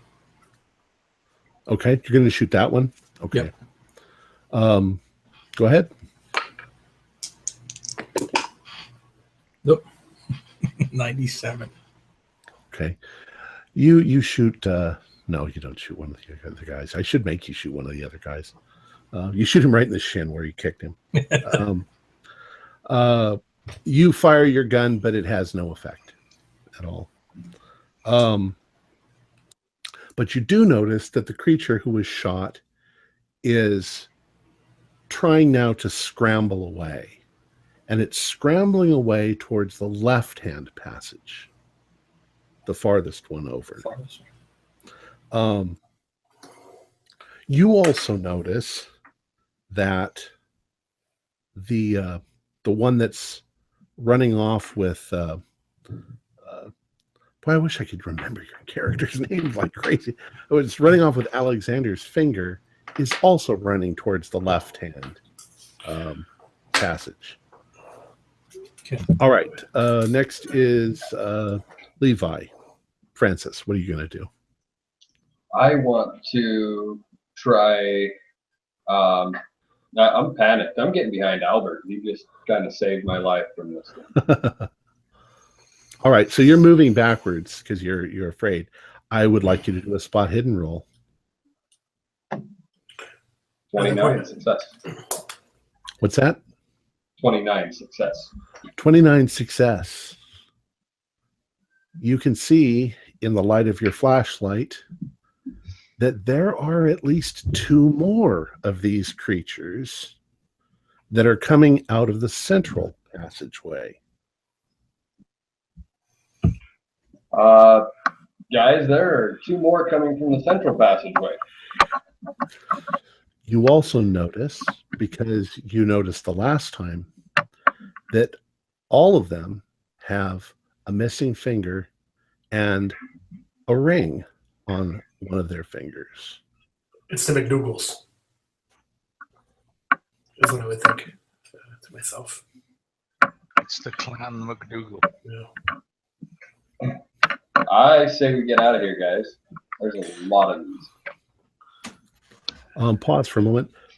Somebody's making a clicking noise, so it's loud. It might be if your microphone is like on your computer or something, when you're hitting your mouse or something, it's making a click, click, click. Yeah, is anybody else hearing that? Just me? I hear it. Okay. All right. So, Mick, Albert, what do you do?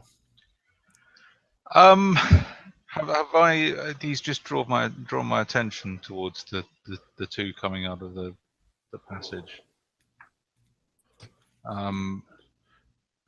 But Well, I you think you definitely see Francis look in that direction and suddenly leap back and warn you all.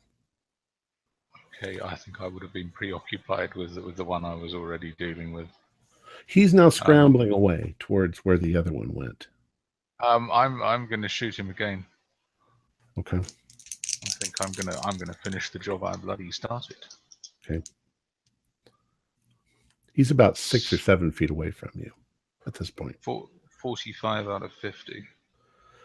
All right, you shoot him again, but you're not quite as close. It doesn't seem to have that much effect on him as he's already scrambling. Maybe it does a little bit more damage to his backside, but he hasn't let up on his scrambling, so he's heading towards that passage definitely.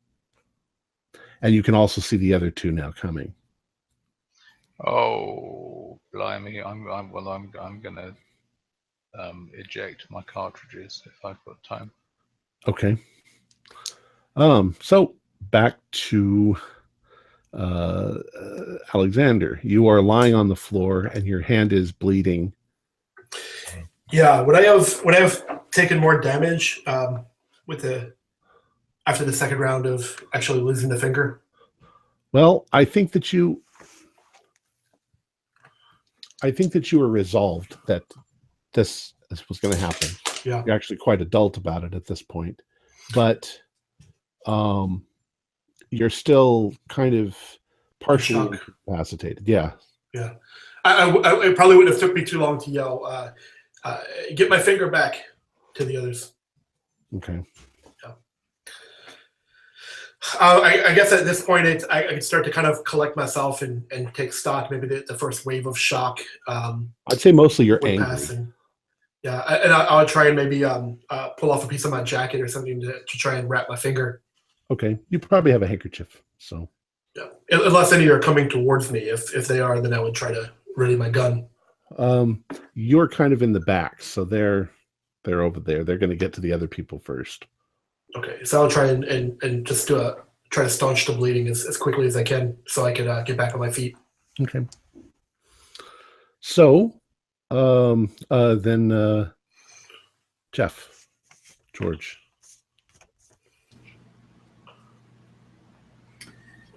Yeah, I'm going to try to shoot towards one of the ones coming at us. All right.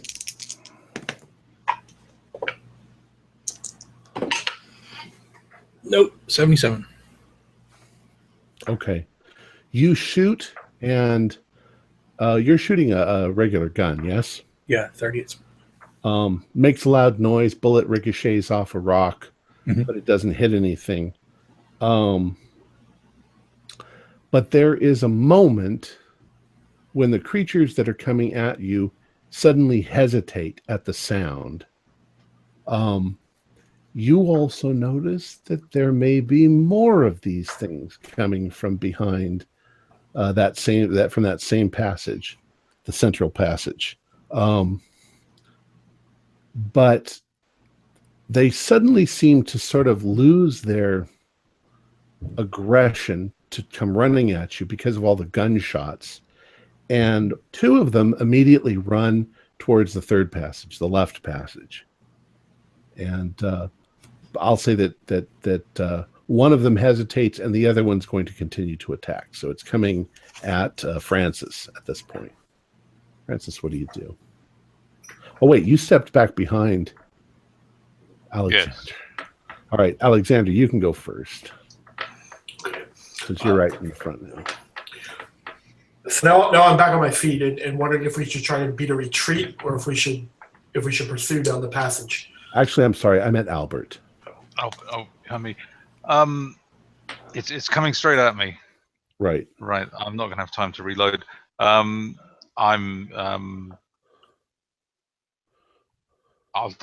hit it with the butt of my shotgun. Okay.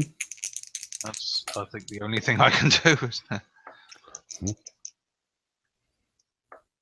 Which is Try 11. reasoning. Try reasoning with it. We I got came in to use the toilet. I got a 6. So you got an 11. We both got, nearly extremes. Basically, you hit it right in the face with the butt end of your shotgun, and it, pops back for a second, but it keeps coming. Right? It didn't really do any damage to it. Tough little buggers. Blimey. Now we can do Francis, since you're right there too. I'd like to try and pull this away from Albert. Okay. 15. Success. Was that a 15, you said? Yes, 15 success. Okay. You actually grab Albert and pull him back just as the thing is reaching for him, keeping it out of the thing's grasp. Kurt. Okay, so now I'm back on my feet and would probably try and pursue. I think I would probably start off after the one that has my finger. It seems like just the most common reaction of everyone we've talked to who's lost a finger is immediately, I need to get it back. Okay. So am I feeling that instinct as well? Like, Sure. I mean, it might be something. Yeah, sure. yeah. Maybe even like the suggestion of that psychologically would lead me to pursue. I'm going to say that just as you make the decision that you're going to pursue, the other creatures, including the one that was about to grab Albert, they suddenly look back and they run towards the left-hand passageway and disappear into the darkness. Okay. So they're all gone. Okay. Now you can all do sanity rolls. Including the other two that I saw coming towards us? Yes. They seem to have been spooked or bothered by all the gunfire. So at this point, they've all retreated and it's back to just being us, right? Correct. 21, that's a pass. Okay. Yes. All right. If you passed, you lose 2 points. If you failed, 1d4. 1d4 plus 1. Ooh.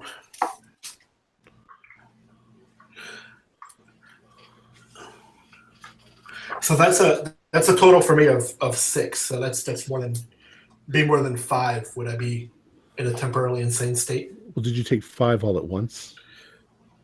Well, this whole interaction's only been probably a minute or less, right?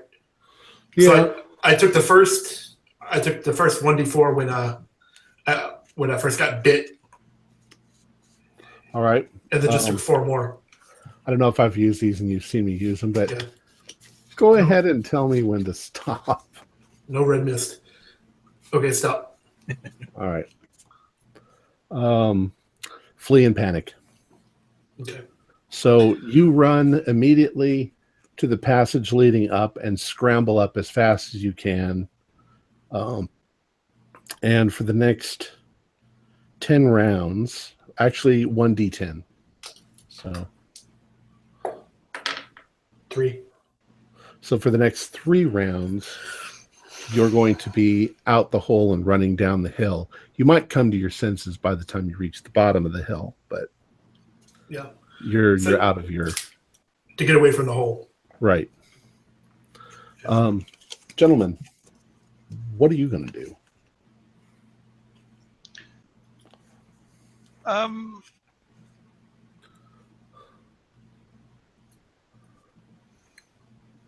Now, character-wise, I'm all for retreating, but from a gaming perspective,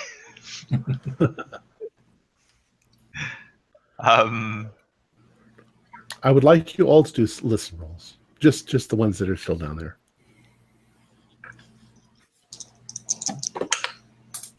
Not successful. Oh yes, 12 out of 20. In the craziness that just has happened and all the scrambling, all the fear, Albert, you think you hear the sound of splashing water. Splashing water. Is it coming from the left-hand passage? You think so? It's the well.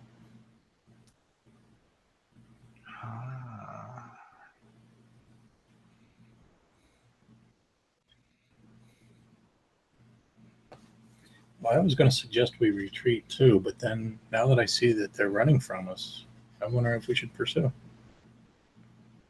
Yes. Maybe they're afraid of us.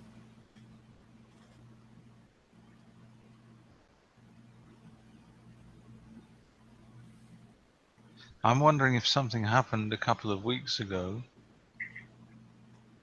that someone dug in here a couple of weeks ago and opened the place up. And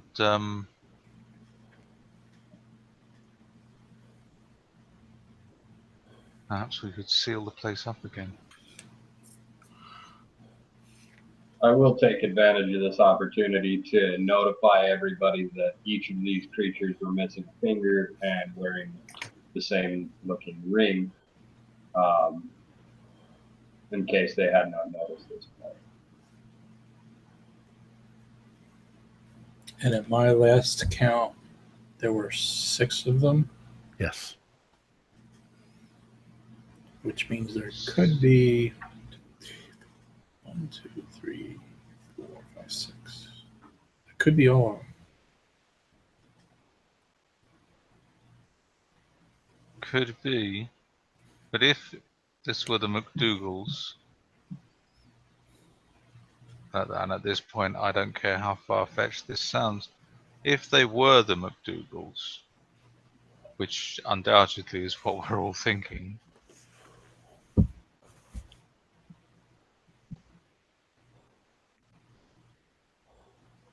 and how did they get turned into what they are now? There may be a 7th that infected them with something.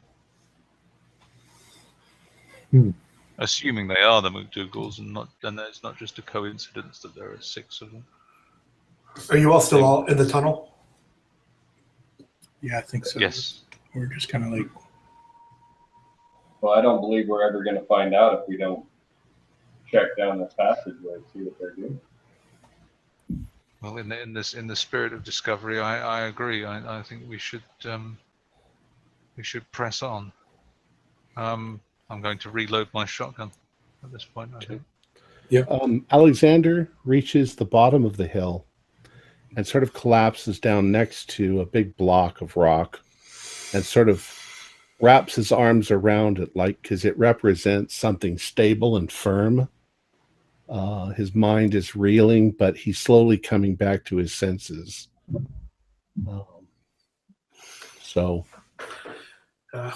he can decide what he would like to do next. Yeah, now that I've kind of come to a little bit, the first thing I would do is probably maybe see to my wound a little bit more carefully, and then head back after my comrades. All right. So you're heading back, and you'll join them in one round. No, and I'll call out that I'm coming back, so you don't depart without me. All right, folks. Well, you're still walking back up the hill, so struggling with your mind. So they don't know that you're coming back, but they'll know in a minute. I've got my flashlight. I saw which way the monsters ran to, and assumed that if they're not in the tunnel, that they would have went in that direction. Right. All right. Well, So if you two get behind me and I don't know, just shine your torches past me, shine your flashlights past me, so I can see ahead, and I'll cover the way ahead with the shotgun, and I suggest we move very, very slowly. Agreed. And try and keep as quiet as possible. These things seem to react when they hear noise. I mean, with the shotgun, I think just the sound of it alone might push them back of me. Not sure how much damage it actually does. I mean, if these things are the McDougalls, they're hundreds of years old. And they didn't bleed. Mm-hmm. I'll just throw this out there. Do you think the ring has anything to do with it? What if we got the ring off their finger? I was thinking the same thing. I think anything's worth a try, isn't it? I mean, I don't know how we would do that, but it's an idea. Bite it off. Yeah. Yeah, that's true. I have a pocket knife too. Hold one of them down and bite its fingers off. That's all right. a taste of its own medicine. As you approach that passage, you realize that it sort of twists to one side, but it doesn't look like it goes in that far. It goes in maybe 10 or 15 feet, and at the end of it, there is a well. All that's left of the well is a part of the rim, but there's still a well there. Now, is the well full of water? Well, you're going to look down the well. You're going to walk over there and tell, oh, hello. Well, I'm going to wait for I'm going to wait for one of the other two to shine the flashlight down there. Oh, you hear Alex coming. All right. When you flash your light down there, what you see is 6 of these hideous, hairy, rat-like people. They're sort of clinging to the walls of the well. They're half in the water. They're all looking up at you with their strange, milky blue eyes. And they're retreating under the water. And they're hissing and clicking their teeth at you. But they, rather quickly, they're completely submerged under the water. Curiouser and curiouser. Are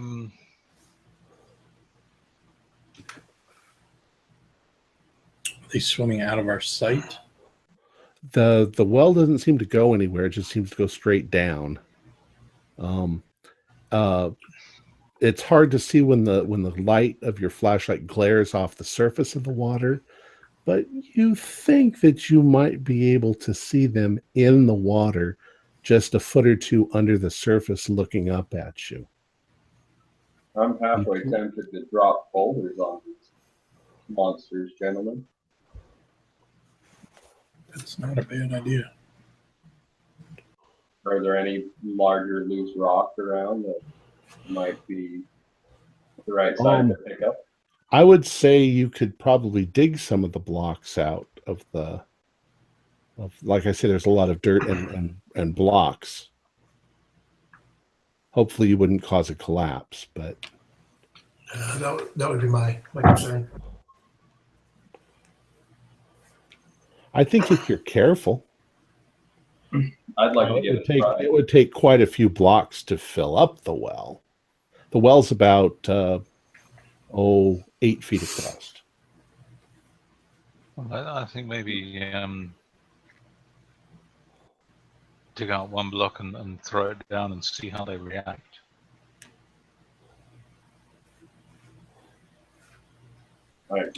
Are we wanting to try to put the blocks in the well, or find big blocks that could cover the top of the well, or both? I would like to drop them in the well onto the creature. Yes, yeah. Now, physically, the bigger blocks, there's no way that you guys could pick those up, but probably some of the smaller fragments you could. Something that weighs, maybe 50 pounds is about the most that you could pick up and throw down there. Unless somebody has extraordinary strength. I don't know what kind of strength you guys have.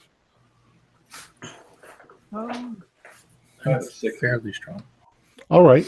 Well, let's say you find... Strength is 60. I'm wee, but I'm wiry. Let's say that you find 5 fairly large rocks that you feel that you could throw down there without dislodging anything around you.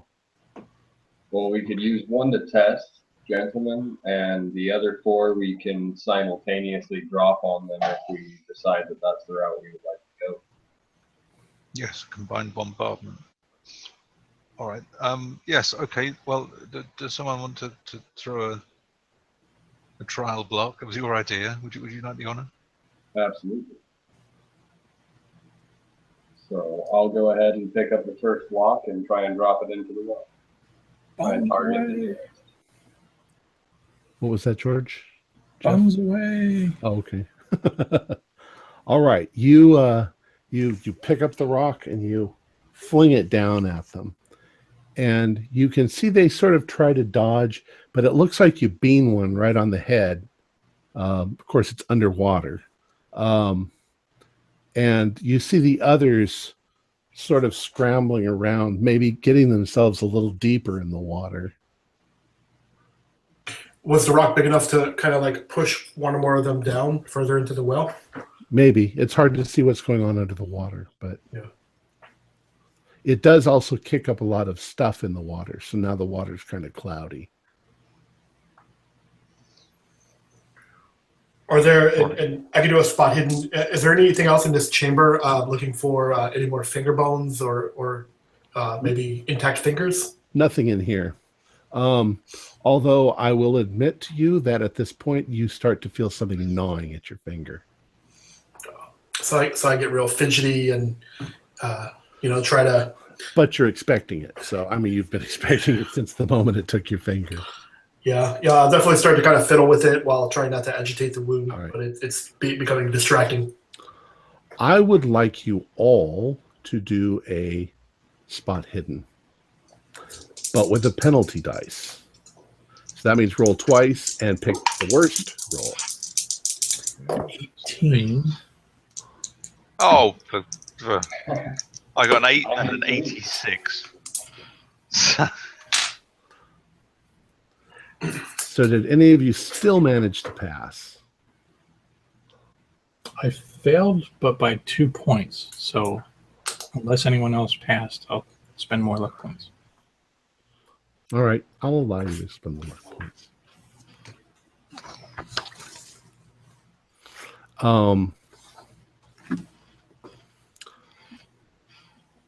You're jumpy. You're jumpy because of what's just happened.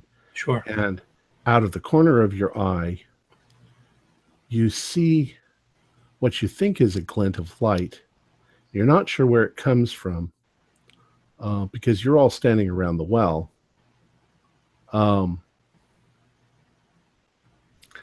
As you turn, there is a flashlight shining on you from behind, and you hear a noise, a very distinctive click of a gun about to go off. What are you doing, Alex?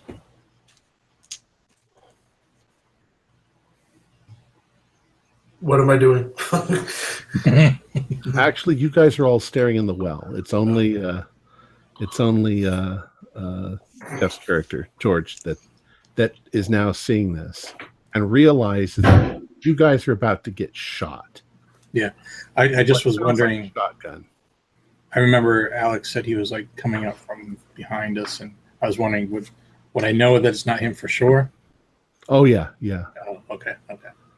I think I've been in the room now for a few minutes. Yeah. Okay. All right, guys. Let's see. What is my? Time to yell anything? Maybe hey. What are you doing? As you yell hey, the shotgun goes off. And I'd like you all to do luck rolls, once again, with a penalty. Oh, come on. I got an 02. That's got to count for something. So that's pretty pass. And oh god.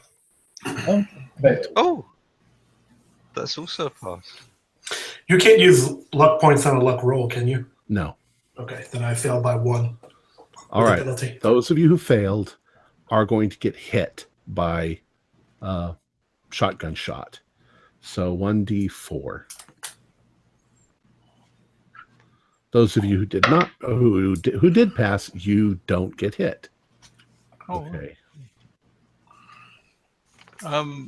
Those of us then who passed the luck roll, having passed the luck roll, I assume it will be impossible for a gun to go off, and even if we haven't been hit, we've noted that the gun's gone off. There's a big flash and a boom. Right. Can I fire back? At this point, you weren't facing that direction, so you didn't even see it coming. You don't even know what happened. Okay. All right. You can fire back next round. Next round. Okay. Plus, for the rest of us that didn't hear the approach, just the shock of the blast in such a small space would be pretty deafening. That's definitely true. Right. Yeah. So you guys are all terrified, and I'd like you to do sanity rolls on that one. Oh dear, 88. That's a fail. Okay, I made that one. I would have passed if I hadn't taken 2 points earlier. All right, take another point of damage if you passed, and a couple points if you failed. You said damage. You mean sanity, right? Sanity. Sorry, sanity. And in that moment, you can hear the pump action, click, click, of the shotgun that's pointed at you. What do you guys do? Well, as I said, I'm firing. All right. Would I have a gun? What were you going to say, Jeff? I was going to say I had heard the click from before, so I'm wondering if I have a slight time advantage. Yes, I'll give you that. Okay. So first of all, I would, in my confusion, as this is all probably happening like so quickly, but in my confusion, I would be wanting to put my flashlight on him to see what just shot at us. Okay. So I'm also wondering or hoping that maybe the flashlight would like blind him. Okay, that's good. What you see when you do that, we'll get back to you in a second, Mick, Albert. What you see in that moment is a man, looks like he's probably in his late 30s. He's tall, he's blonde, and he's got a shotgun, obviously. Not particularly a good-looking guy, but just average-looking. No one we've seen before? No. But I want you to do a spot hidden.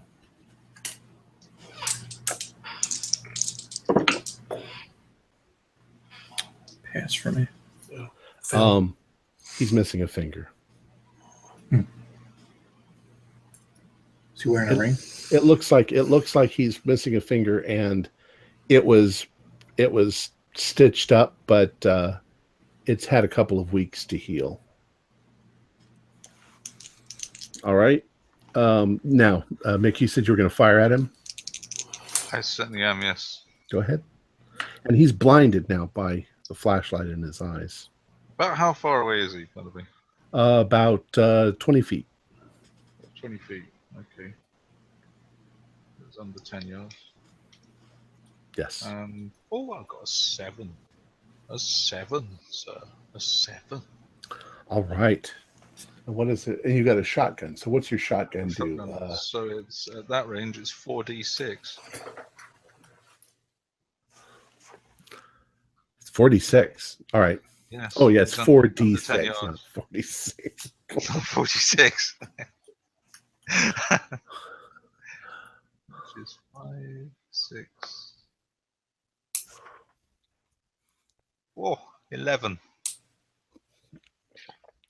You hit the guy. Part of it hits his face, part of it hits his neck, and he flies backwards, dropping his shotgun and landing sort of back against the wall right next to the exit going up,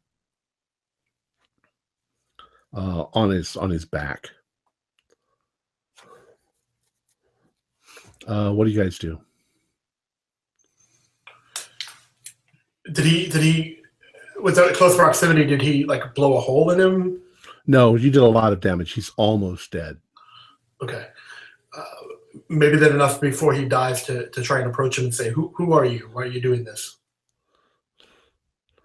Well, you kind of shot him in the throat, so he's just gurgling. Can he sign? Has he got a wallet? He does. He does, in fact, have a wallet. You're going to search him and find his wallet? Yeah, I'm going to search him. Before I do that, though, as I head towards him, I'm going to kick the pump action shotgun over towards George. All right. Within 30 seconds or so, he's dead. But you find evidence on him that his name, according to his papers, is Ian Bannerman, and it looks like he's a salesman. You also notice that the shoes that he has are probably the boots that made the marks upstairs.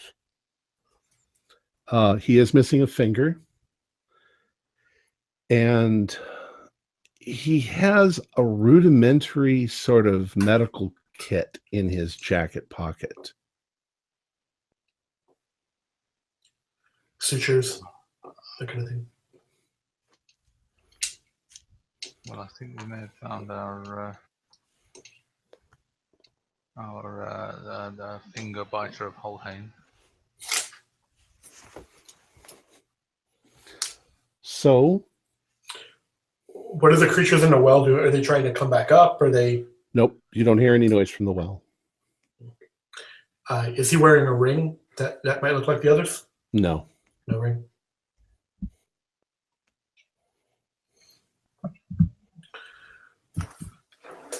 Should we continue then dropping the stones in the well? We still have these creatures to contend with. I agree. Yes, let's try it. I mean, at this point, though, I'm all for beating a retreat and trying to collapse the tunnel. But I'm not sure how we go about it. But let's see if we can achieve something by throwing the blocks down the well. Yeah, because we don't know for sure that there's not another way out of the well, or that it leads into a water stream or some underground river that they might come out from somewhere else. Has this altercation allowed the water time to clear up at all? Not really. You know they're down there. They haven't come out. I told you could only find like 5 rocks, and you threw one down. There are definitely parts of this that look like with a little bit of effort you could collapse the whole thing, but you'd probably bury yourselves alive. A good stick of dynamite, though, might blow the whole thing up. But where you're going to find dynamite? Elmer has them. Well, there's no mines or anything around here. Where did Well, Mr. McDougal find the dynamite initially used to blow apart the tower? Do you think there might be some stashed around here somewhere? That was in the 1700s. He would have just found black powder, probably in kegs, and blew it up. Yeah. Well, I'm sure we can. Maybe a couple of us can keep watch out. If we retreat, a couple of us can keep watch outside the hole and make sure these things don't follow us out. And a couple of us can go see if there's any dynamite to be found in town. What time is it now? It's still only about 2 o'clock, maybe 3 o'clock. We'll say 3 o'clock. You still have hours of daylight. I still like your idea about dropping the boulders like all at once. Maybe if we dropped all 4. I could at least buy us some time to get out. Yeah, I mean,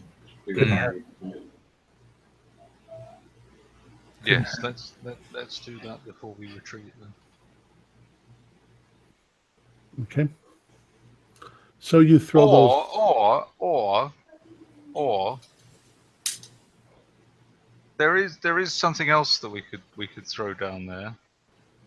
But I don't know how the rest of you would feel about this. I was just sort of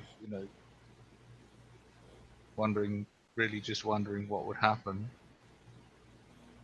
But I was just wondering what would happen if we cut off one of this chap's fingers and threw that down there. He's already missing his finger. He's got 9 others. Yeah. They haven't shown any interest in having more than one finger from any one person, though. They could have easily tried to get more of mine.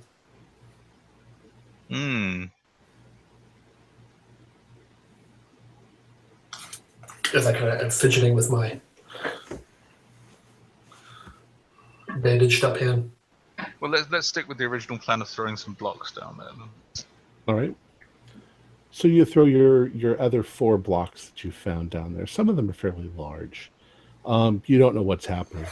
You imagine if they're down there that you're hitting them, possibly doing damage, but you get no reaction from the water any longer. Was the stones big enough to assume that you said the well was about 8 feet across, which is fairly large.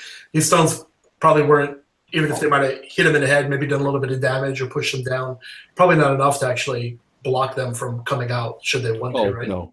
Yeah. It would take tons of rubble to block the tunnel. If the whole area collapsed, then that would block it. But if one of these rocks that you threw down were to hit you in the head, it would have crushed your skull. No. But these guys also took point blank gun blasts to no effect. So these stones probably aren't having too much effect as far as hurting them. If it's not blocking their passage, then we probably need a better strategy. Also, it's been some time, right? So they would have had to have come up for air if they were normal human beings. Yes, you haven't seen them come up for air. I think they're if they are the McDougals, and there was a story that we found in the church about their graves being desecrated. Then maybe these are some kind of corpses that are animated. Maybe the rings have some kind of magic that animated the corpses. So if they're undead, our weapons wouldn't have much effect. Yeah.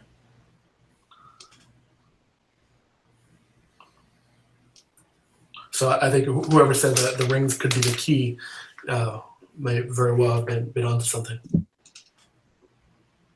The only downside is trying to fetch rings off of potentially animated corpses in the bottom of a gigantic well seems a little difficult. Do an idea roll. Everyone? Or? Sure. 45 made mine. All right. I made mine. There's a couple of things here. The people who live in the village have lived here for a long time, and they know better than to come up here in the dark. because something horrible might happen. They don't know what, but it might happen. So nothing has happened to anybody for a long, long time until 2 weeks ago.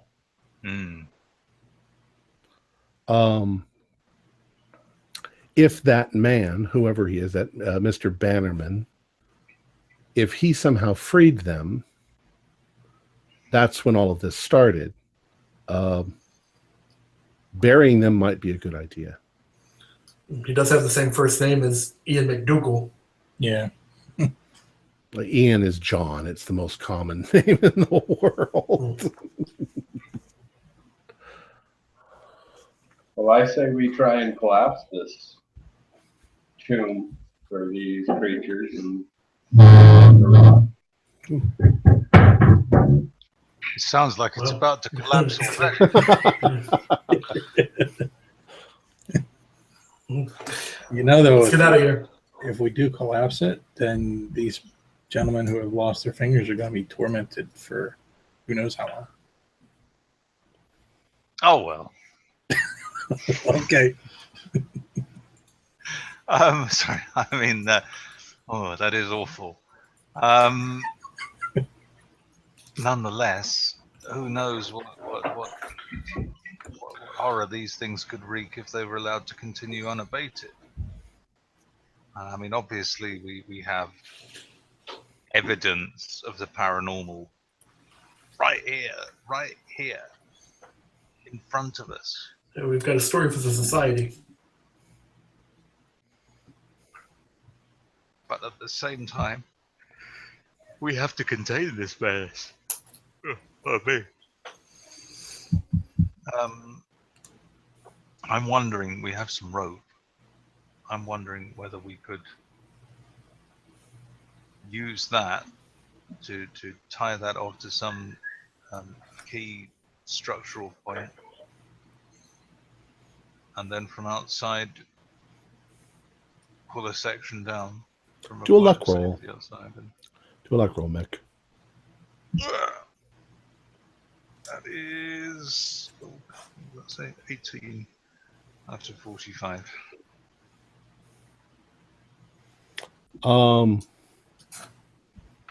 Yeah, maybe. Some of those roof blocks don't look very stable.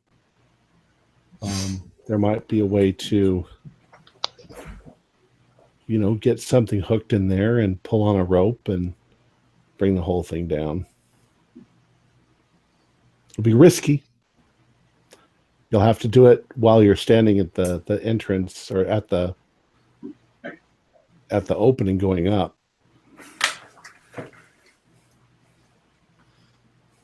Could we get our car up the side of this hill? No. Tie it onto the bumper. Too much rock. Yeah, too much rubble, maybe. Well, I think it sounds like the best idea we have if we don't have access to dynamite.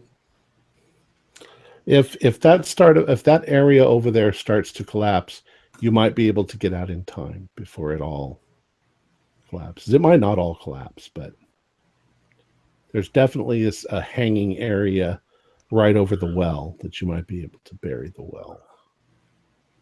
Well, I think we're at least going to have to try, aren't we? Yeah. That's where I cast my vote. It's either that or we bring the priest back and try another exorcism. I don't think that's going to work. They don't look like they're going to be frightened even by a Church of Scotland minister. All right, so is that what you're going to do? Yep. Yes. All right. We'll say that you set the whole thing up. Takes you 15, 20 minutes. Now, one of you at least will have to stay down near the end, near the tunnel going up. The others might be able to pull from up above. Well, I'll stay down there. I'm strong, small, and quick. Okay. I stand a decent chance of getting out, I think. I would like, first of all, the other three to do a luck roll. Do a strength roll. That makes more sense. Should I take a penalty because of my hand? Yes, actually, you get only half of what you roll. I got a 48. That's a pass. So many that I failed. Jeff? Yeah. I failed too. 89. Okay. You tug on the rope. Mick, go ahead and do a strength roll. I got 15 out of 60. Okay. There's a moment when you see the block start to shift. It sticks for a second, and then it starts to shift again, and you see it start to fall. You see one block fall, and then a couple blocks, and then a bunch of blocks start to fall into the hole. And now do a dex roll to see how quickly you can get out of the hole. Run! Cave in. 14 out of 70. There you That go. is an extreme, right on the nail. You scramble up that hole, and gentlemen, you're up above. You can see that there's a pile of rubble right approximately on the ground, where that is. It starts to collapse into the ground. And after just a couple of seconds, there's a thunderous roar as part of this structure collapses. But none of you are injured, and you guys all make it out okay. Now what are you going to do? Well, Alex, how does your finger feel at this point? Is it the same? Has anything changed in the? You don't feel anything at the moment. I mean, other than what seems like normal pain. Yeah, still ripped off. Still lots of adrenaline Right. from the situation and trying to beat the cave in. But Albert, it actually feels hurts, but it doesn't feel like it's being chewed up. Splendid. Mr. Quinn, why don't you help Alex back down the hill? Not a problem. And I'm just going to linger back with Mr. Hampton for a moment. Just strictly between you and me. This. Are we absolutely certain that No. this isn't something communicable? Oh, no. I mean, if the chap who had his finger bitten off, he was either biting off the fingers of women in Holheim to sate some sort of desire for fingers, or possibly doing it to give fingers to the things down there in the hole. Or maybe he was biting the fingers off because consuming fingers himself stopped the gnawing sensation that he was experiencing. Perhaps he was turning into one of those after having his finger bitten off by one of those. Hmm. I think we need to get back to the hotel and see how Clarence is, because I think that has a very key bearing on what happens next. Right. Because otherwise we could potentially have some sort of epidemic on our hands if the women in Holheim and Alex and Clarence all start doing this. Did nobody mentioned about getting Ian's body out of there either, right? He got buried in the collapse. Yeah. I've still got his wallet. Okay. And you also figure that with not too much difficulty, you can probably collapse this hole as well. Push the blocks. I think we should certainly do that. Push the blocks into it. All right. You accomplish all that within 15 or so minutes. And now it's just a 5-minute walk back to the... I initially thought you were going to say, are we certain that there's not another exit? Well, no, we're not, are we? I mean, Alex brought it up. Mm. You saw 2 of the passages. You never went down the central one. Might have to live with that. Could well have been a large quantity of gold down there. Yes. Damn it. All right. So I suppose at this point I can give you an epilogue. And I would, I'd go straight to Clarence in the hotel and climb in bed next to him and let David make us both soup. Okay. Clarence, David tells you that Clarence, he was feeling a lot of pain earlier, but he suddenly stopped and said that the pain had just suddenly ceased. And he didn't know what happened. It was like it just went away, which was really surprising. And he really wanted to take the opportunity to get some sleep. So he's asleep. You all look in on him, and he seems a little cheerier. But he goes to sleep. Okay.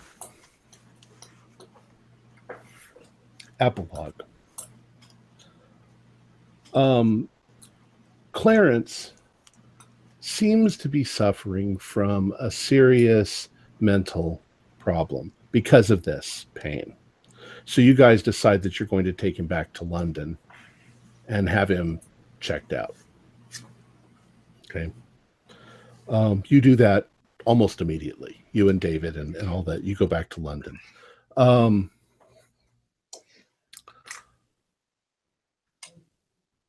But about 2 weeks after these incidents occur,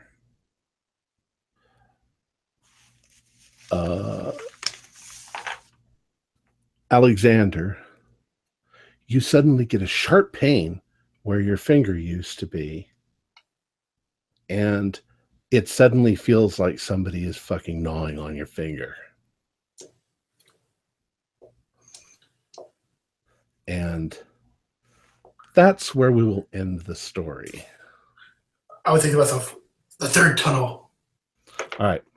Now, you probably would like an explanation for what was going on.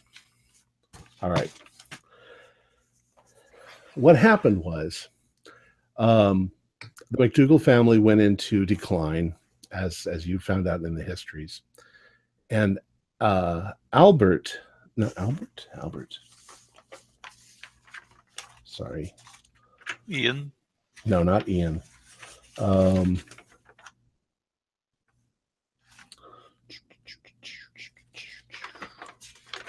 One of the brothers, Andrew McDougall, started dabbling in the occult. And he managed to make a deal with some dark mythos entity. But as I told you, their family was kind of religious. They were good church members. And Andrew did this with the best of intentions. And what the creature or the thing, whatever it was, the entity, promised him was gold. Now, the fact is, the well that you guys encountered was just the well for the tower, the water well. There was no other well. Andrew just needed a way to make an excuse for how he suddenly had all of this gold that he was getting, which he was getting from the entity. And the entity's deal with him had been, I'm going to ask you for favors and you're going to have to fulfill them. Well, eventually, the entity wanted something from Andrew. And when Andrew found out what it was, we don't actually know what it was, but when he found out what it was, he was terrified and he went straight to the minister and said, please perform an exorcism, drive this thing out, whatever it is. Of course, that had absolutely no effect, but it made the thing pissed off. So what the thing did, this entity, is it snuck into their bedrooms at night and it bit one of their fingers off each. And it cast a spell on these fingers, which caused them to feel this agony. And eventually, they were all driven completely insane and they died.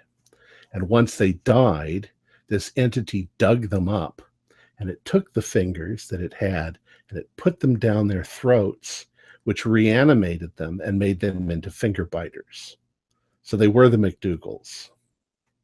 And their curse was that they would live forever in the darkness of this castle, in agony and pain, unless they could bite fingers off. But they couldn't go out in the daylight, so they were kind of trapped there all this time. Ian McDougall went to the United States, started over, and that's where Clarence's family came from. Now, the second part of the story is a traveling salesman, this Ian, whatever his name was. He came to town and heard some of the rumors that, there used to be gold. There was a well filled with gold.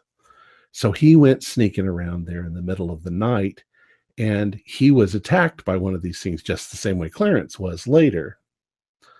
And it kind of drove him bananas. And as a result, he became a thrall.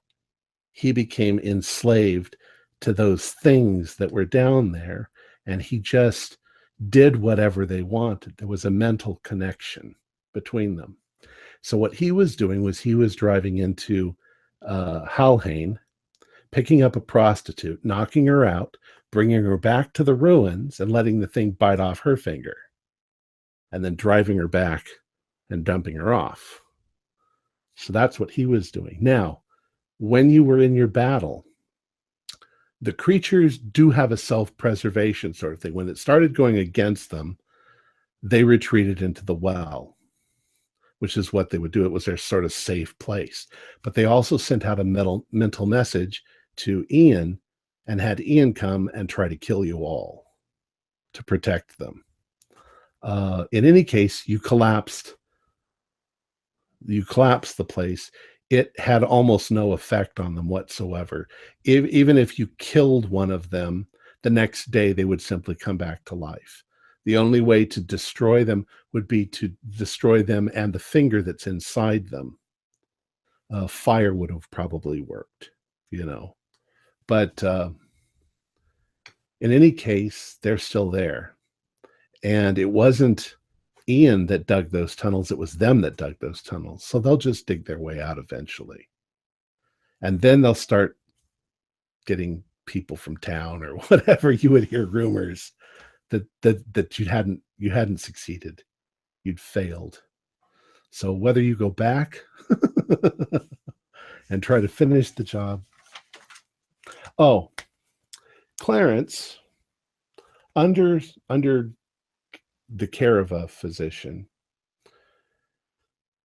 manages to survive, and so does Alexander, because if you can survive about a month or so, this thing has gnawed all the flesh off and all the bone and cracked the bone, and there's just not enough left for the spell to continue. So the pain would eventually go away. But it would take about a month of gnawing for this creature to do it. I imagine Alex would have developed a opium habit before then. Probably. So that's the story, and I'll go ahead and I'll finish it out. How about Clarence? How did he get attacked? Just stumbled Exactly upon what he said. He just was wandering around there, and one of those things came out and bit him. It saw him and took the opportunity to bite off a finger. Yep. So it had nothing specifically to do with him being a McDougall. Nope. Just stupid to be on the hill. That was a good red herring, though. Wrong place, wrong time. All right. And no real significance to the rings. Nope. The rings were just McDougall rings. They were the McDougalls. All right. So our players included Levi Carlston, Kurt LeBlanc, Mick Swan, Jeff Wilkins, and yours truly as the Keeper of the Secrets. Our musical intro, Wrong Turn, is used royalty-free from Purple Planet Music. We're currently producing 4 shows a week with music and sound effects added in post-production in order to create a richer listener experience. We provide audio-only versions of our shows free for you to download from Podbean or iTunes. Patrons of our show can now enjoy recordings of our pre- and post-game conversations. Some of the funniest stuff we say happens at that time. If you'd like to become a patron, visit our Patreon account. Just a few dollars a month will help us a lot. Like, share, and subscribe to our channel for updates on our latest shows, and leave us some comments. We love hearing from you. This is Tom Rayleigh, together with all the members of our gaming club, inviting you to journey with us once again into the darkness for another adventure into the universe of H.P. Lovecraft and the Call of Cthulhu role-playing game. Until next time, good luck and good gaming.